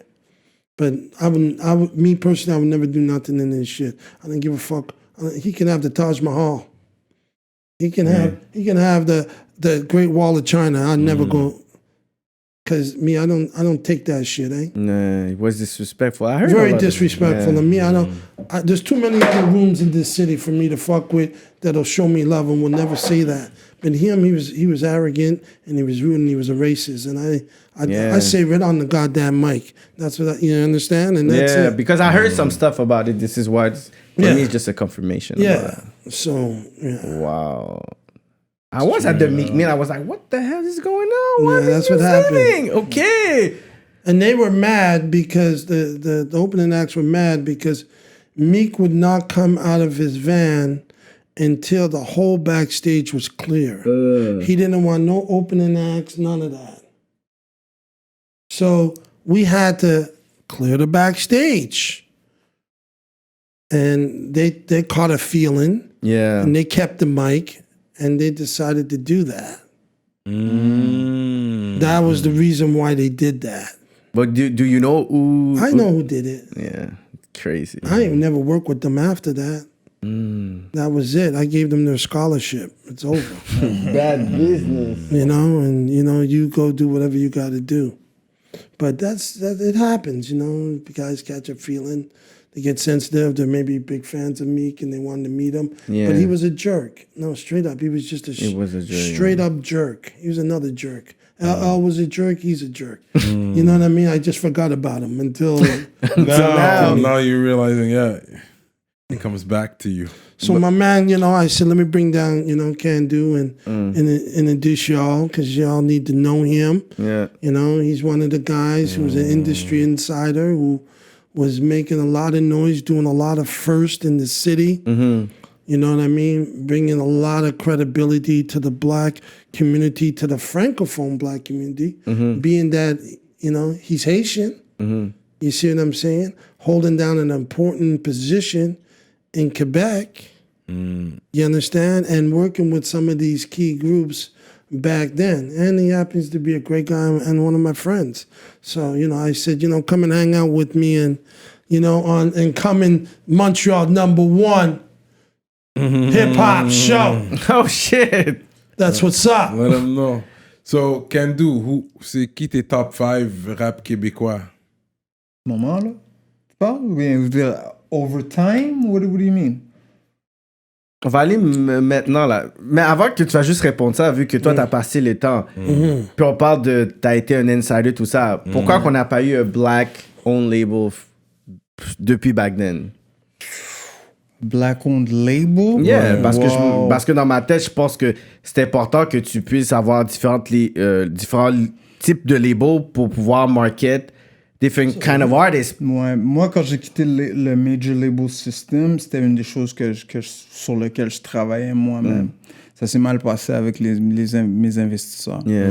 Now, tu sais comment est faite l'industrie ici, là? Tout le monde travaille sur le grant money. Yeah. Government money. This is the game plan. Au lieu d'être self-finance, you know? So, c'est une des raisons pourquoi. Parce que moi, j'en ai pas connu. En tant qu'industry insider, j'en ai pas connu comme tel trop de monde qui ont eu des black entrepreneurs qui ont eu ces grants-là. Tu comprends? Pourquoi, à part ça? Parce que quand tu regardes les gros labels en ce moment, qu'ils ont comme par année, quasiment en 3-4 labels, they break bread like millions of dollars. C'est comme ça que ça se passe maintenant. Toi, t'aurais pas voulu que il y a ça, parce que souvent, il va y avoir le clash entre les youngins et les OGs qui disent, you know what, like the OGs did not do something. Je regarde votre émission, je vois que vous aimez ça proliférer ce speech-là. Même pas, c'est pas nous qu'on le fait. Nous, on essaie de bring the gap entre les deux. Comme this is what we hear, this is what we get at, on le voit parce qu'on est en plein dedans. C'est pour ça. C'est pour ça que oui, peut-être ça sort souvent parce que c'est une réalité que l'on vit présentement. Il y a les jeunes qui disent, OK, mais les OG auraient dû faire ça. Puis les OG sont comme, comme les jeunes sont pas reconnaissants. Des fois, je me blâme moi-même. Parce qu'en 2000, moi, j'ai quitté l'industrie straight up. Dégoûté.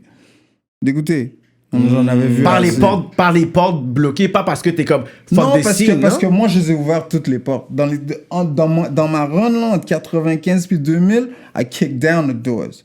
So, I was at the highest levels in the industry. Il n'y avait pas aucune porte qui m'était fermée. Then why you left? I was disgusted with it. J'ai réalisé à un moment donné que it's a dirty business, bro. It's a dirty business. Rick could tell you. Yeah, you got to realize, you just get to that, you get a guy like Kandu, he's coming in there, he's a one-man gang, he's representing, the black community here in Quebec. He's the only guy in these rooms. He's hearing all of these racist conversations going on. They don't really want to recognize hip-hop. They don't really want to recognize black music, but they have no choice because it's selling. Yeah, the number, dans ce temps-là, les imagine now. montaient. So they don't like you. They resent you because you ain't there because you one of them. Because you didn't earn your spot. That's how they think. But he earned his spot. So when he sits up there and he sits there as a black man at the table, right? They don't like that because they want to be surrounded by their own. So they can have that conversation. So when you bring in another conversation, it gets kind of lonely when you're the only guy speaking. Dans ce temps-là, j'étais le seul. T'étais le seul à essayer de se battre comme ça. Yeah. Puis à un moment donné, c'est comme si j'ai vu que la vague 2000, puis ensuite on a vu genre comme à Musique Plus, ils avaient comme fermé la porte à certains artistes, puis ils mettaient genre seulement certains artistes. Puis c'est là qu'on a juste vu comme plein d'artistes qu'on aimait, je peux dire early 2000, juste like fade away, genre. Yeah. Let me put it to you this way. You name me one black label right now that's doing anything in the city. They are independent and they're doing some noise. C'est Canicule. S'ils ont une cerise. Yeah. Well, you know what? Canicule is a black-owned label? Yeah. PC, Ray are distributed by Believe. Yeah. They're doing good. Yeah. They're doing good. Yeah. I'm looking for what they're doing. They're the only one making some noise and they try to... So imagine now, imagine now you got all this black talent, right? So you got black body, white head. A lot of it. Right? How many of these other record labels that are doing things where blacks ain't truly, and I don't give a fuck if they working with them or not. Because at the end of the day, how many of them do they truly recognize? Yeah, they'll fuck with you. I'll give you an analogy. It's like playing basketball and you're playing on the court, right? Some guys ain't gonna want to pass it to you because you're just too good at what you do. Right. Right? The only way you can get that ball is if you start talking like them and acting like them and walking like them in order to get like them. Yeah. Not everybody wants to roll. He didn't want to roll that way.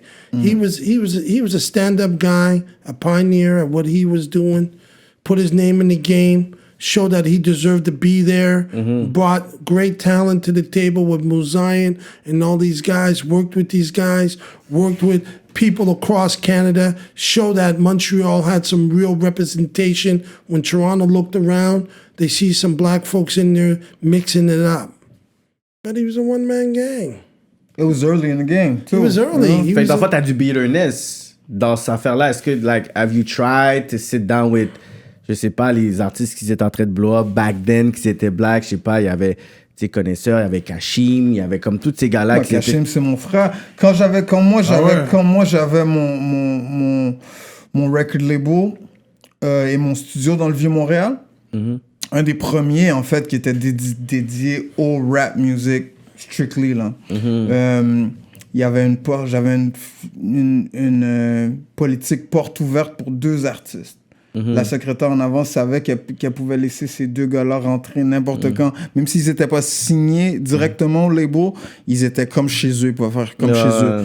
Kashim, c'était un artiste comme ça. L'autre, c'était Bad News Brown. Bad News Brown. Dans le temps, il était même pas encore connu sous le nom de Bad News Brown. On l'appelait Chameleon. Chameleon, yes, I remember. This is like a big legend. Yeah, ben, you know what I mean? Big legend. I know, like, when you were doing a lot of shows, he was doing a lot of openings for your shows. Yeah, grateful. No, well, I tried to give as many people as I could to shine. Back then, it was a totally different ball game. You didn't really need to open an act to sit up there and to promote for you. You had different opportunities. Well, social media was a blessing, but it was also a curse. Yeah. Because back then, I had radio, I had print, I had flyers.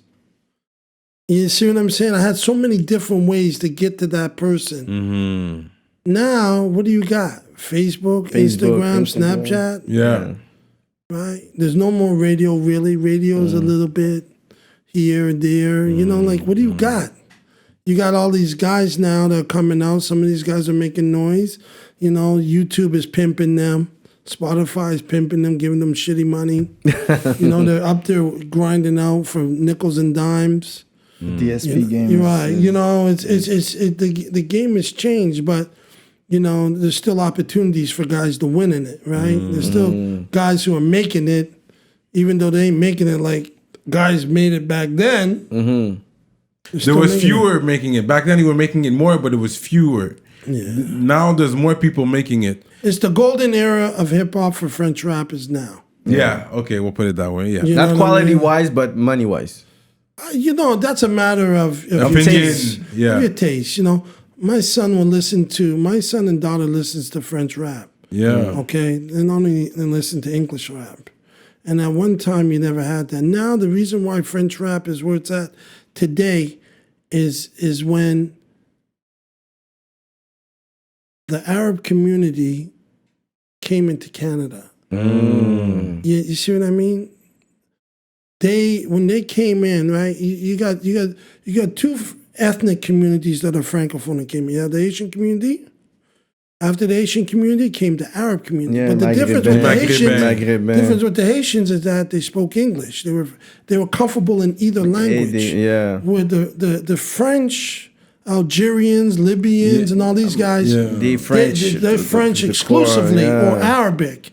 So they didn't really speak the language. So what were they going to listen to? French rap.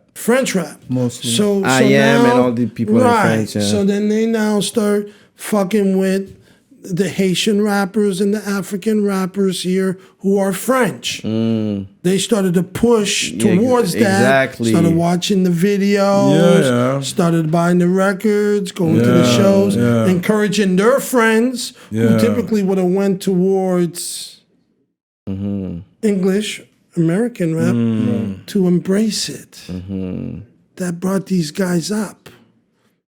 Well, they have to replace with the people that left for Toronto when 101 bill came. Absolutely. We had to replace that void, that emptiness. And that's a great thing. It's great for the industry.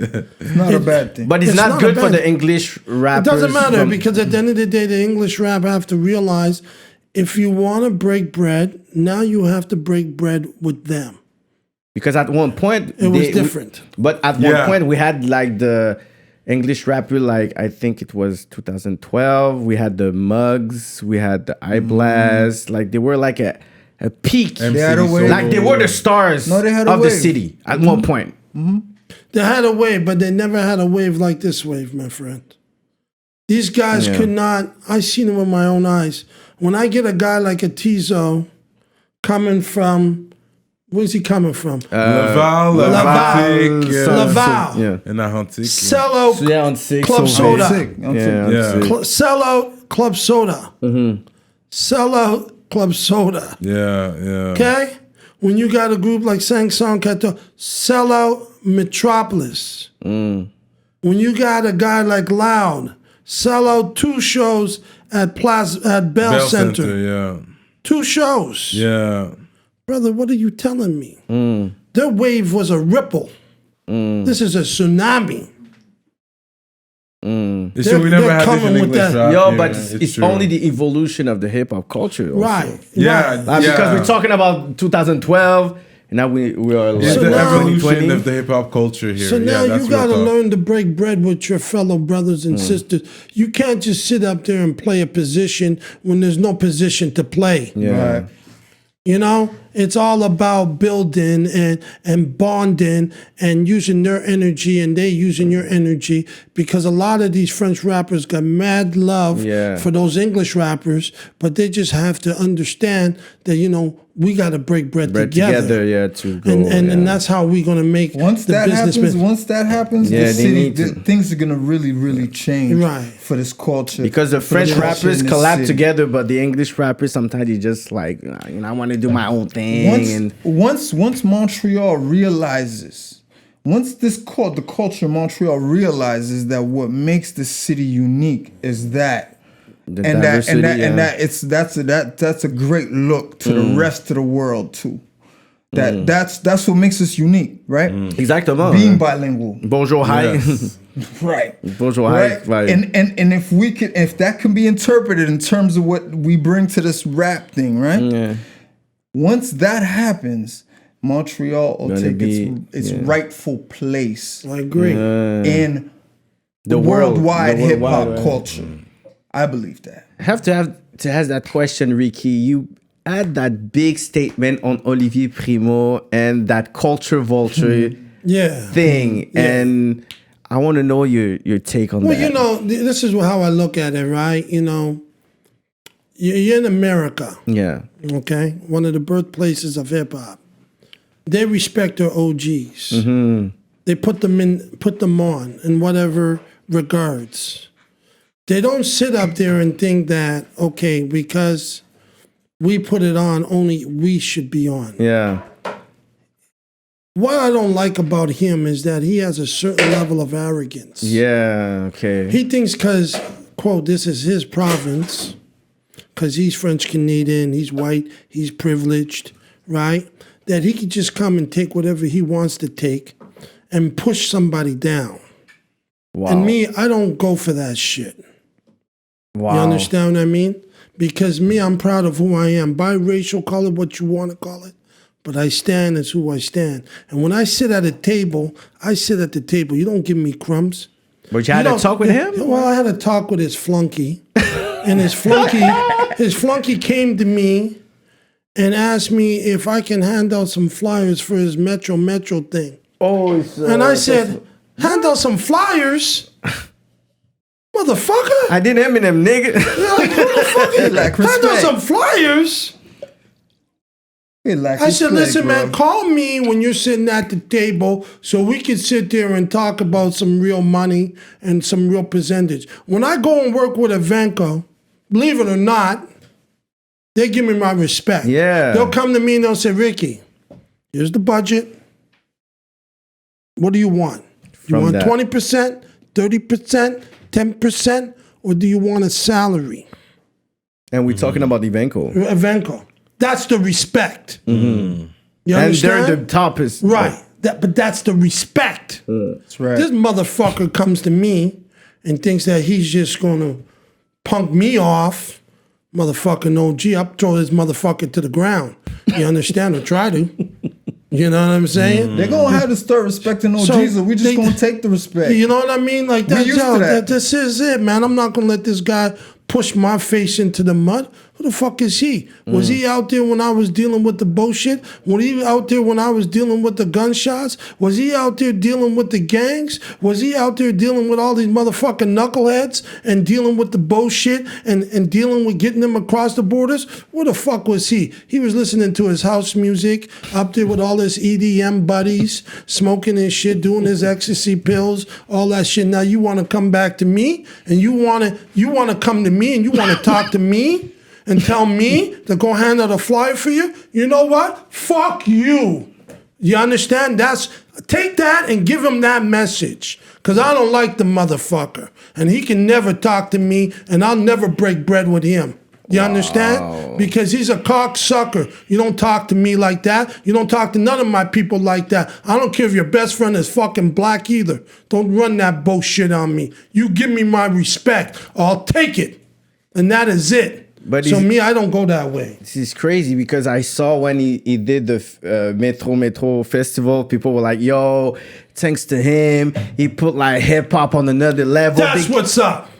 So that I read that, I was like, yo, this is crazy. Like, what about all the people that were, working like since 25, I'm telling 30 you, years ago? If they can take it from you, they will take it from you. Okay? And that's the way it is. You got to stand strong and tall and play your position and hold it. Don't let them take it. Because if they take it, you finish, B. You're finished. And that's the problem in this city. Too many weak motherfuckers that are willing to bend over and take it in their motherfucking ass without standing up for themselves. Gros message. 100. But they think about their money, like even if it's promoters or artists, like they just I ain't saying it's business, brother.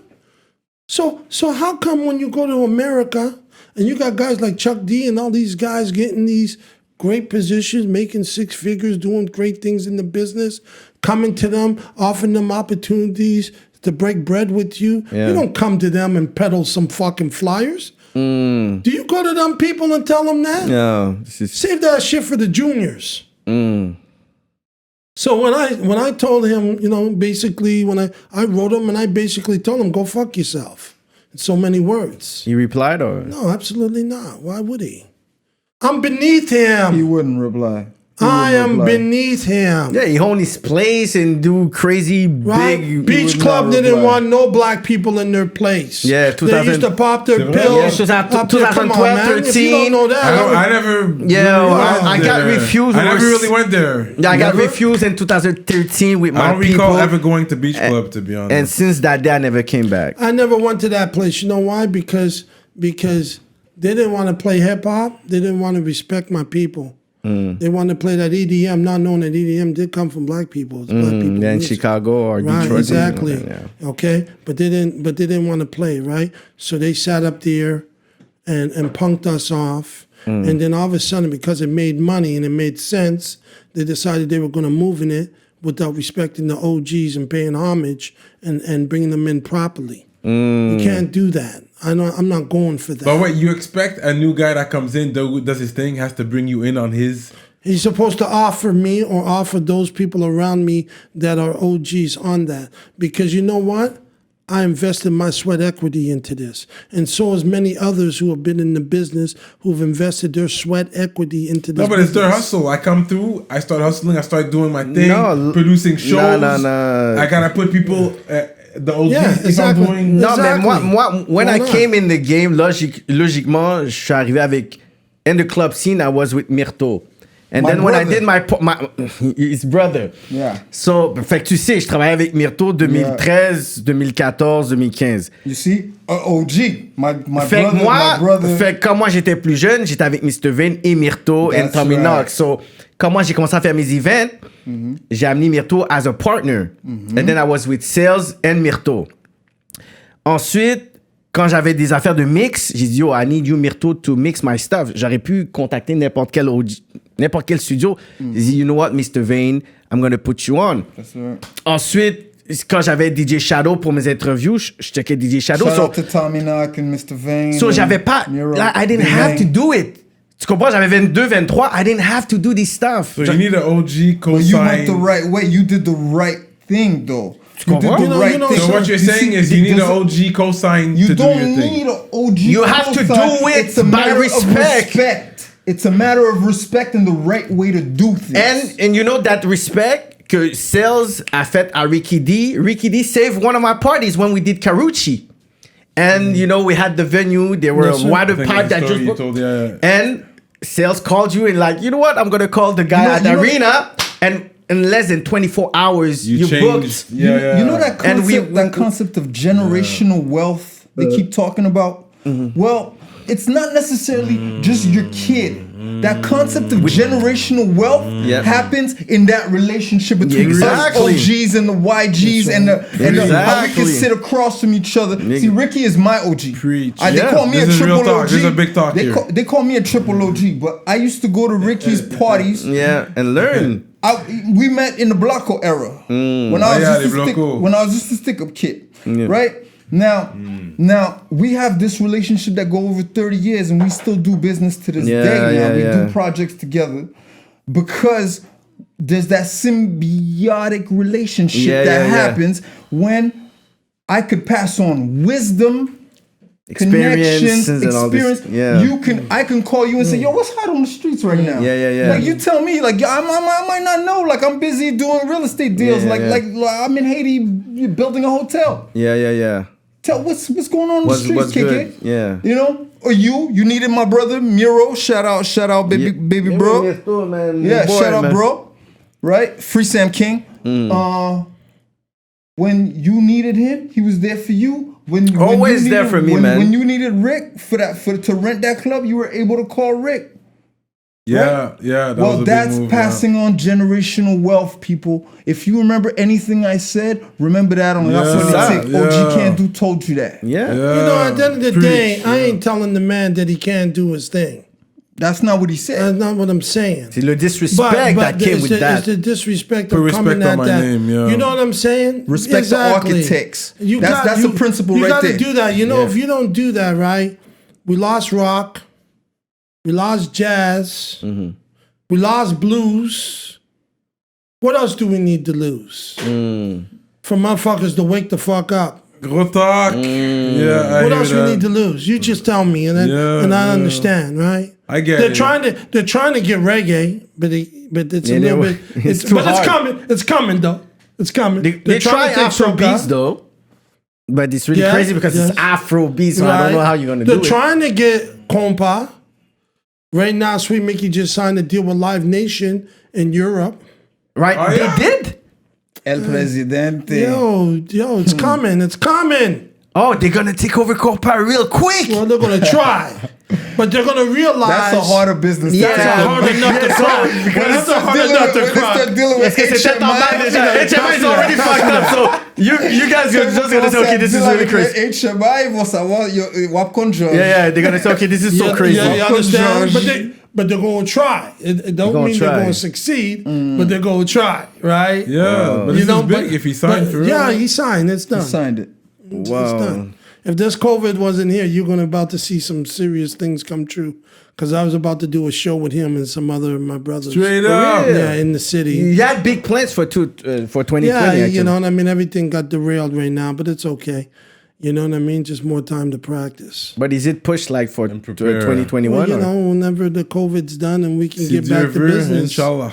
And we're entertainment moguls. We're not just, you know, like, this guy's not just a rap promoter. I've seen him do all kinds of hustles. He told you about the store. He's a hustler. So we're working on other projects that's going to keep him busy. Oh yeah, absolutely. We got something thread. like fire coming down. Yeah. We about to turn this city out. So Kandu, you're still involved in the music. What do you do in the music biz presently? I got 2 records just dropped. Y'all ain't listening. Yo, ouais, va pas dire que j'ai pas show du love au track là. Okay. Fait que I'm still making music. I'm in the studio and I'm producing. Yeah. Ok, ta chère, c'est un bail ta chère? Non, j'avais show some love, mais moi je vois les bails qui No, drop. no, c'est vrai. No, but he's more involved in the... No, KK showed real love. He showed I real always- love. No, it's not shit. about... So, he's more involved sur les réseaux sociaux. Comment Il est réseaux vrai, il est sociaux, là. yo, je suis vraiment dans... Il est là, il avec rate les gars dans le rien. studio, je suis pas dans les réseaux sociaux, je Lui, suis il vraiment rate là. rien. Puis à C'est Maroon vrai. Multimedia, ma compagnie, on a Fatzo qui s'en vient avec son album. Pas Nasty? Fatzo, yeah, Nasty. Tu vois? One of your West Island boys, the Amma Bay. Yeah, Nasty. He's got a big See? Amma Bay connection right there. See? So Oh, yeah? Fatzo, Yeah, il 504. était avec les gars back then, là. Il était dans Big Bang Records. and all Yeah. that. Guys are Yeah, I doing did like 2 things videos for them. Yeah, You know, yeah. quietly, just Yeah. on the grind. Je connais You pas know? qu'est-ce qui se passe maintenant. You know what I'm saying? Ouais, mais moi et lui, on travaille sur un gros projet Ah, ensemble yeah? en ce moment. Yeah. Mais vous êtes des promoteurs, c'est normal, le projet, vous allez toujours dire que c'est gros. Bon, un projet qui va, c'est pas juste gros, ça va transformer la scène. Net. Ah ouais. Ouais. Man, I'm happy to see that Rickey D got involved on the French Montreal scene. You know, when I saw that, I was really happy. I put a big smile on my face when I started working with the guys from here. And because I guess you got it, it's true. And what your story was true. Les Maghrébins sont venus ici. Ça a aidé aussi À la francophonie. À la francophonie. Yeah. Parce que there's politics behind it. And you know that, being from Burgundy, the language, politics. Fait que c'est drôle que lui est straight anglophone. Toi, t'es un H, mais t'es bilingue. C'est ça, comme il disait, les H, en général, on est bilingue. C'est vrai. Mais there's a language politics. That fucks everything. But you gotta remember, right? That wasn't created by us. No, it existed before us. Yeah, from... Ça, c'est sûr. And it existed outside of us. outside of us. C'est drôle que... So yeah. why do we... Apply to this. You got it. Right? It's not our agenda. It's not your agenda. It wasn't our beef. We just came here. Yeah. It's funny because I'm redoing history with my kid, so I'm learning it again. Parce que j'étais poche en histoire, Yeah. but now it's Ah, like voilà, t'es comme, now ah, I je suis understand bon. it more. After going through life, you understand Yeah, it t'es comme, perfectly shit. now. You're like, okay, this is really what happened. What grade is your kid in right now? 4. Yeah. Fait que tu sais comme tu sais la Nouvelle-France et tout, les Anglais, les Britanniques. qui Moi, sont je comprenais venus. rien back then. Yo, je comprenais rien, bro. That was my worst subject, Yeah, history. me too. But now that you go through it and now you see the way it's happening, and Quebec, why Quebec wants to be independent, because they've been there from the beginning and they've been fighting for this land. This is why they're letting French people in. This is why Haitian people were coming in your time. And and now c'est les Maghrébins, North Africans coming in right now. And this time, they want the French to come in. Yeah. They don't want to lose that French culture. Survival of the language. They're surviving. The language is surviving, and it's good for the French hip hop. Yeah. To rise up. To rise up. So this is why we're at the Which peak is right now. natural. It should be that way. Yeah. Because when you got guys like Dumb Man Tick and them selling 100,000 records, right, at a time in one province, This is crazy. It was unheard of. How many of these Anglophone rap artists in Kandu? That's a Kandu question, because he would know more than me because he's seen the numbers, being a record exec and seeing it more than I did. I didn't see it like the way he would see it, right? I had to get that report every day. Right. To see Back it. then we had SoundScan, which was great. It was great, right? You knew you know, the record sales every day. I lived to that report. Mais les artistes anglo d'ici, ils ont juste décidé de bouger aux States ou à Toronto. On a perdu une grosse intelligentsia, on va dire, à Toronto. Il y a beaucoup d'artistes formidables qui ont quitté pour Toronto. You know what? Il y en a que ça fait mal à leur carrière, but if you're independent, your money's good, and you go set shop in Toronto, and you have the talent, it could work for you. Oh yeah. I believe. Because it's not easy. Yeah. Moi, il a fallu que je fasse ça personnellement. Ma carrière, il y a un paquet de monde à Toronto qui pense que je suis un nègre de Toronto. Là, parce que I came out on Beat Factory Rap Essentials Volume 1. That's right. Okay. I was signed with Beat Factory, with Dream Warriors. I was part of that Dream Warriors camp. Okay, that's the camp, Dream Warriors. Yeah, I was part of that Dream Warriors camp. Shout out to King Lou. Shout out to LA Love. Shout out to Spec. You know, yeah. I know the Dream Warriors. Bro. Shout out to Mishimi. Shout out to Sister. Yo, she's gonna come at Rapolitik regardless. I would love that. Yeah, sometimes she replies in French. You merci beaucoup, and I'm like, yeah. She's great. She just dropped an album recently. She's my big sister. And, Mishimi, Queen of Rap. C'est mes mentors. C'est mes mentors. Vraiment, and she's sweet. She's the great. She's the great. She's the madrina of Canadian rap, man. She's like the godmother. You met Master T? Yeah, I met Master T. Yeah, man. You know, I did a lot of business in Toronto back then, and a personal mentor of mine was Small Axe Ivan Berry, who's a legend. Yes. You know, he taught me a lot about the business. He's a legend in the music industry. Yeah, he's a legend. Originally, he was Ice-T's road manager during the Power days. Yeah. Then after that, he's the one that managed Mishi and LA Love. Then he managed Dream Warriors as well. Yeah, he set up. He had the first major label deal for a hip hop company in the country with Beat Factory. Yes. So here's a question before we run out of time here. Yeah. Who's the GOAT? The Canadian GOAT. The Canadian GOAT. Who's your Canadian GOAT? À part Drake. À part Drake. Drake, Tory Lanez. That's then we'll put them obvious. apart. Like, Drake, Tory Lanez, we're going to put them apart. Who are your Canadian... Or you can do a top 3 if you want. If the Canadian GOAT? But I would like a Canadian GOAT. Like as far as skill? Or like that's what we skill? Your Canadian Maybe GOAT. impact, skills, your Canadian GOAT. Wow. Okay, I got me. I'll answer that. I got to give it to my big brother King Lou from Dream Warriors, man, because he was a top MC and he was one of the first to do that thing with Gangstar and straight up. Okay. King Lou from Dream Warriors. You want to go next? Maestro Fresh West. I was gonna say the same thing. Maestro Fresh West. Yeah, man. I said Dream Warriors. Maestro I said Dream Warriors too, because in my era, they were the first platinum rappers that. I mean, they were platinum when they were platinum. Before anybody else, Maestro was platinum here. They were platinum worldwide. Worldwide at that time. So, but yeah, it was a different vibe, though. It was a different vibe. But at the same time, that's your camp. You're a little biased on that because it's your camp. A little biased on that. Yeah, a little biased on that, but they're pioneers. They're pioneers. No, they're pioneers. Mm-hmm. But you know what? I was gonna say Maestro Fresh West. Infinite was dope. Oh yeah. Do we have to go all the way back like that? But me and we said GOAT. GOAT. So you can go like new schools or Maestro. He said his. Now you. I don't know. We said but GOAT. when I look at guys who've had a great impact. You're gonna be political. He's politically correct. No, he didn't went political on Olivier though. I still think. He went Rickey D. I went personal. He went personal. He's usually strictly business. He's strictly business now. Back to business. Okay, go on. That's a tough one for me because when you said that to me, the name that popped in my head, whether he can be a goat of mine or not, was Imposs. Straight up. Wow. No, this is a very good answer. I liked his raps in English. English and French. French. He killed it. Both. He's one guy. Yeah. Who I have to rate. Yeah, no, you're right. The only problem with him is he spent many years in the wilderness.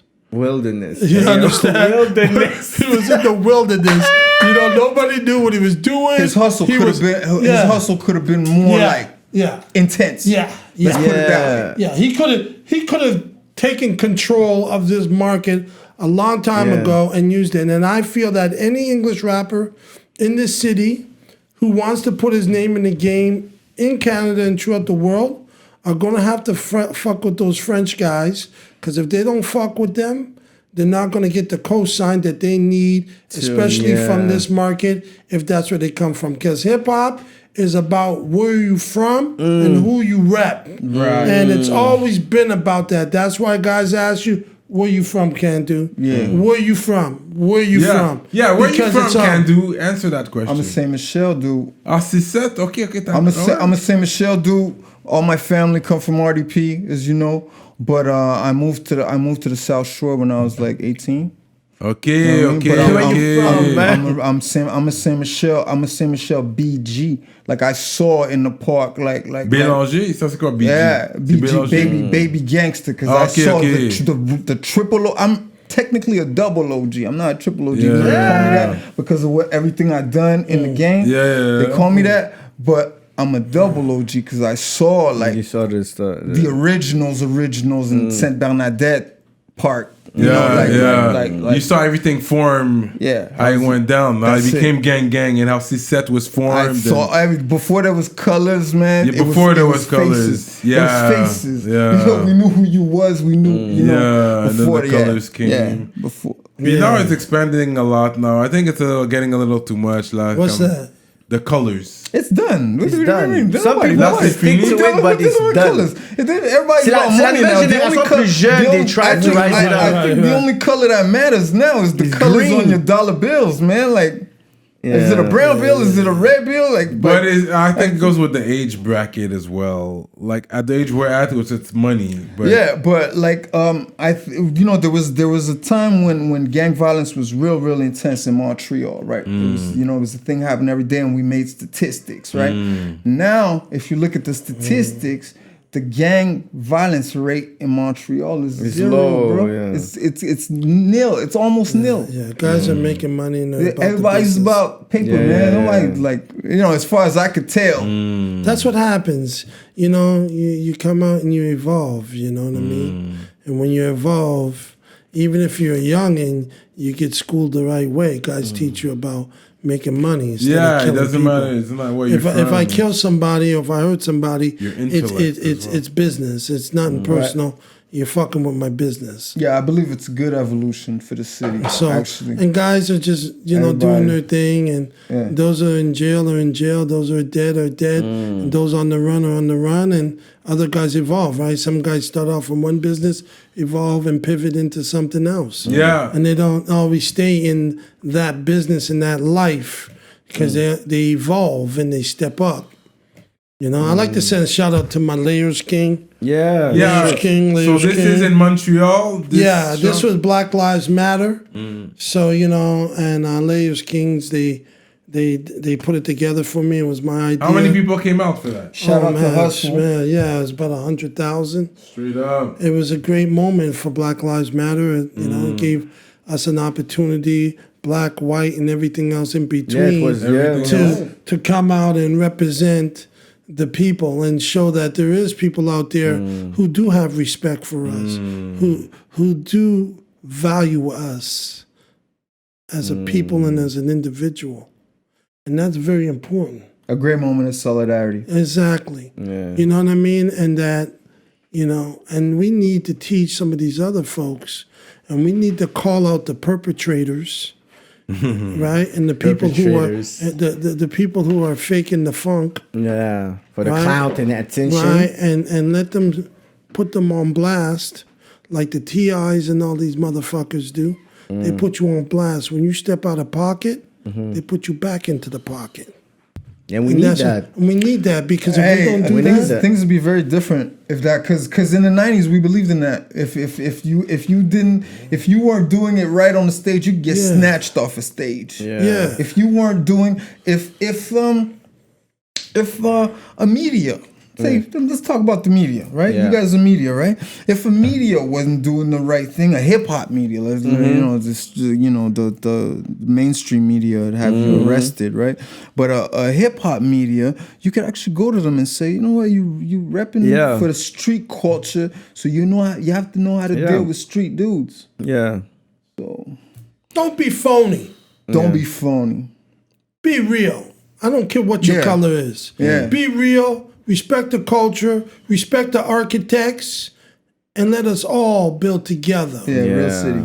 But don't sit up there and think you fooling me because you smile in my face and you pretend that you like me, when in fact, you really want to just take my pocket. You want to take my... You understand? That's all I ask for. Let's just sit up there. There's enough cheddar on the table for everybody to eat. Yeah. Right. Why we gotta go down that way? Why we gotta be like that? Capitalize on the culture. Yes, let's everybody eat from the food we put on the table. Why you want to serve me? Why you want to give me crumbs while you eat the loaf of the bread? Yeah. Why do we need to go that way, my brother? Right? I hear that. You know what I mean? You guys are sitting up here. You doing something for the culture. You're investing your time and energy. You're putting your sweat equity. You got people that are out here, devoted white people that are part of the culture, that believe in what you do and give you the opportunity to do what you got to do here because they respect you. They respect your grind and your desire to elevate the culture. So why can't we all just get along and go along? Why do we have to sit up there and feel we have to take when we all should be giving towards one another? That's all I'm saying. So if you have to fill out an application, you see black, white, other. Which one do you check? I check other, because that's what I am. But if you ask me what my orientation, what culture I follow, where do I come from, and who has raised me and educated me, then I have to say black. Okay? Is everybody racist? Or are you from racism is about money. This is your talk. It's power. Racism it's is about power. Money. Don't get it twisted. No, go on that. Okay. Yeah. Racism is about money. It's always been about money. Elaborate, Capitalism is based on slavery. Slavery was free labor that people didn't have to pay for. That's when what you bought a slave, is. you just bought the labor. You bought it. And then what? And then, you bought it, and it produced you labor. Which you did not pay for. So this is what capitalism is. So when you sit up there and you see what everybody got, this is why it's inherently evil. I'm not saying I'm a communist. I'm not a communist. Maybe I'm more of a socialist. But I'm not a capitalist in the purest sense either, because capitalism is the exploitation of one's labor over one another. And what has happened to black people was the exploitation. Okay? The extreme end of that exploitation. And when you see guys like the Oliver Primo and them who sit up there and look in your face and don't respect you because they think you're lower than them, it is because of that situation that gives them the right to be that way. I'm not mad at him. I'm mad at the system. This is some real talk. You understand what I'm saying? So racism is when I am denying you a job. In Quebec, you have no problem. You want to date a white woman? Be my guest. You want to date a white guy? Be my guest. We're not really have problems with that.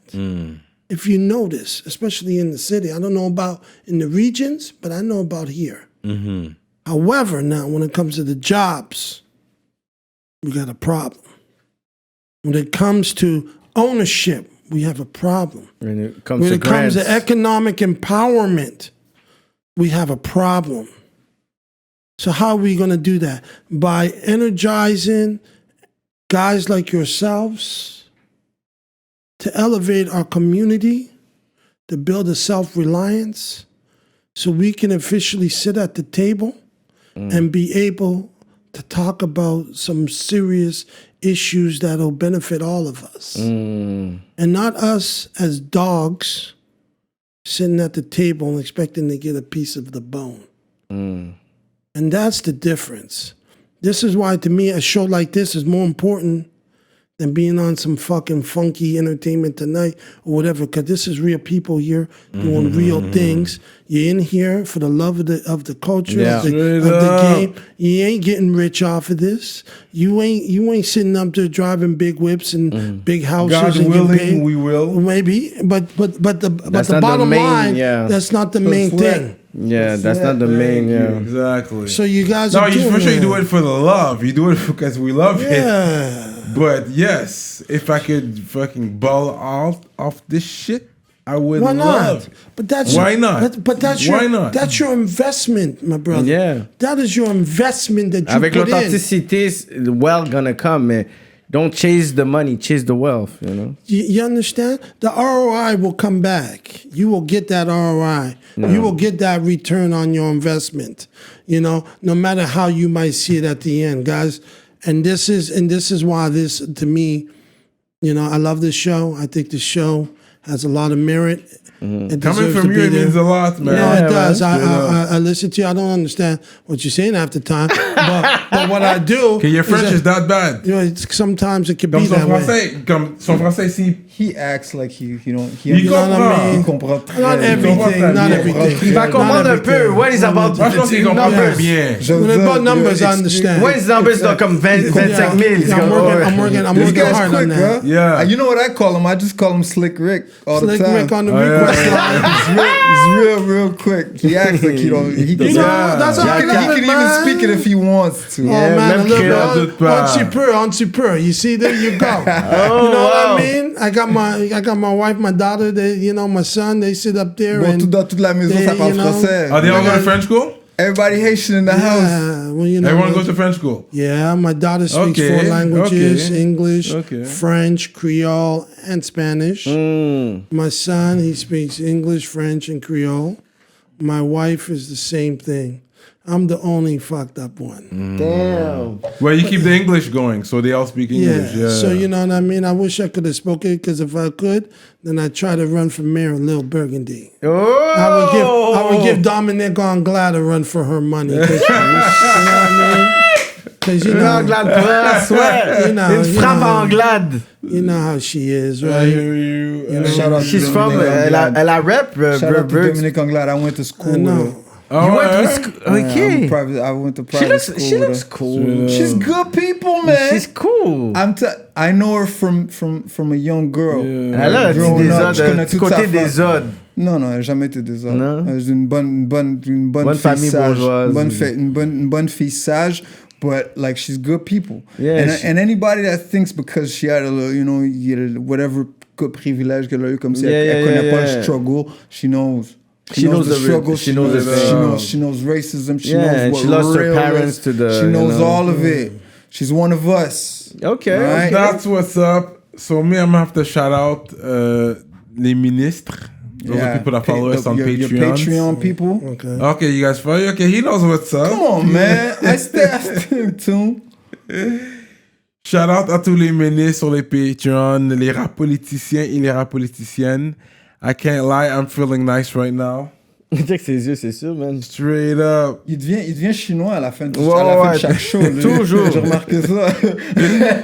I still got a 1/8 blood out there, you know what I mean? On that Asian side. Okay, so here we go. Shout out Medusa Mastering, Mike Zup, Nico Dupuis, YFX, LP, March Madness, EmpireDurag.com, L'Atelier Duo de Chef, Simon Bourque, 21st Century Kid, The Millennial Vision, DJ Flash, Charlie Scholes, Nibi 704, Z de l'Axe, Jivoire.com, Jonel Graphiste, Bugzy STL, Galton Célestin, Don't Stress for Better Days, JDMD et l'autre. Shout out à vous. Shout out à Loud Village aujourd'hui qui m'ont gardé avec les yeux bridés. Qu'est-ce qu'il faut faire pour être un ministre? Éduque les autres. Pour être ministre, il faut partager la force avec nous sur notre page Patreon en dessous du lien YouTube. Vous allez cliquer sur la flèche en bas pour voir la description. Vous voyez le vidéo, vous voyez nos Instagram. Vous allez voir Patreon. Vous cliquez sur Patreon et votre carte de crédit de prêt. Et vous allez pouvoir vous abonner pour faire partie des rapoliticiens et des rapoliticiennes. T'as vu comment je suis un good marketing? I set that up for you. That's good. So, partagez la force avec nous, man. C'est comme ça que, you know, on paye les bills. Mais sinon, on est là. So, what's the final words here? And it's gonna go on the Patreon as well. C'est sûr qu'on va pousser plus sur les questions parce que vous voyez, il y a quand même beaucoup. Il y a beaucoup de choses à parler. Il y a beaucoup de choses à quoi dire et puis peut-être on va pousser sur le patinet qui parlait tantôt là. Quoi ce gars-là? Sans dire de nom, nous autres on est ouvert à tout. On devait l'avoir sur Rapolitik. Actually, il a dit, je sais pas. Tu viens à Rapolitik. Non, c'est juste par Zoom, il a dit. So anyways, on va parler de ça sur... ça c'est Patreon Talk. Patreon Talk sur les This is Patreon Talk. Yeah. So, what's the final word now for the people before we end? Man, final word. There ain't no final word. Just keep doing what you gotta do. Keep your eye on the prize. Youngins out there trying to get into this hip-hop game. The future promoters that want to get in the promotional game. What's the talk on that? Right now there's no talk because there's no game to be talking about. But that's, with the whole COVID thing. But that's going to end soon. And if you're going to do these shows, you got to be passionate and you got to know how to put together budgets. And you got to go out there and get the prize. I just like to send a shout out there to my peoples. To all my folks out there that I grew up with, people I meet every day that love hip-hop, that want to be part of hip-hop. Yes. Want to be part of black music, no matter what it may be. Whether you're black or white, Chinese, whatever you want to be. I send a shout out there to all yous, because without yous, it would just not go to the levels it's gone today. And I'm happy to sit up there and to see that French rap has risen to heights that I could only dream. I thought it was going to happen many years ago with the Mosaians and the Dubmatics. Yeah. Everything goes in steps. Right.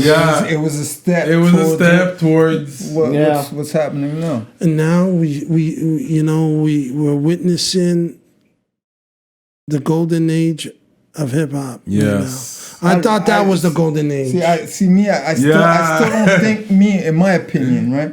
My humble opinion, I don't even think we're in a golden age yet. Yeah. I think Quebec hip-hop, Montreal hip-hop. Montreal hip-hop is still in its infancy. C'est ça. Ça fait juste commencer. Voilà, moi je suis d'accord avec ça. Jusqu'à temps qu'on ait un homegrown act ici qui a pris le monde entier. Yeah, je suis d'accord avec ça. Montréal est dans tes top villes, là. Tu fais une liste des top 10 villes du monde. Montréal est dans le top 10. Dans les plus grosses... If I was big-headed, I would have said top 5. Ouais, je vais top 5 pour de vrai. Dans les plus grosses villes je pousse un peu plus. Pourquoi culture, musique? Moi, je pense Montréal est la seule métropole. Montréal est la seule métropole. Montréal est la seule métropole au monde qui n'a pas eu encore un artiste domestique qui blow up sur la scène internationale. C'est le Dion, arrête là. Comment, qu'est-ce que tu veux dire? Non, un artiste de rap. Hip-hop. Rap. Or even R&B. Let's what we used to call what the labels and them had to categorize as urban music. Tory Lanez a fait son petit temps ici. I don't know if Tory Lanez lived here a little bit, just for the record. Il était là, ça, après à bouger. No, I'm just saying he lived here. Oh, did he? Yeah, let's sound. Oui, mais même. He lived there a little bit. Azila Banks. He never really rapped Montreal and if it's shocked, but he said Canada. C'est ça, il y a jamais Non, mais je te parle, quelqu'un qui va dire, yeah, Mount Real City's it. Born and raised. Quelqu'un qui va dire Mount Real City's it. On l'a pas. On l'a pas encore eu. Fait que pour moi, because I'm a numbers guy, jusqu'à temps qu'on ait ça, Montréal est encore dans son enfance. Je suis d'accord. Puis j'appelle ça... Enima's doing it right now. He's the one that's doing I it. love how he's doing it. Shout outs to Enema.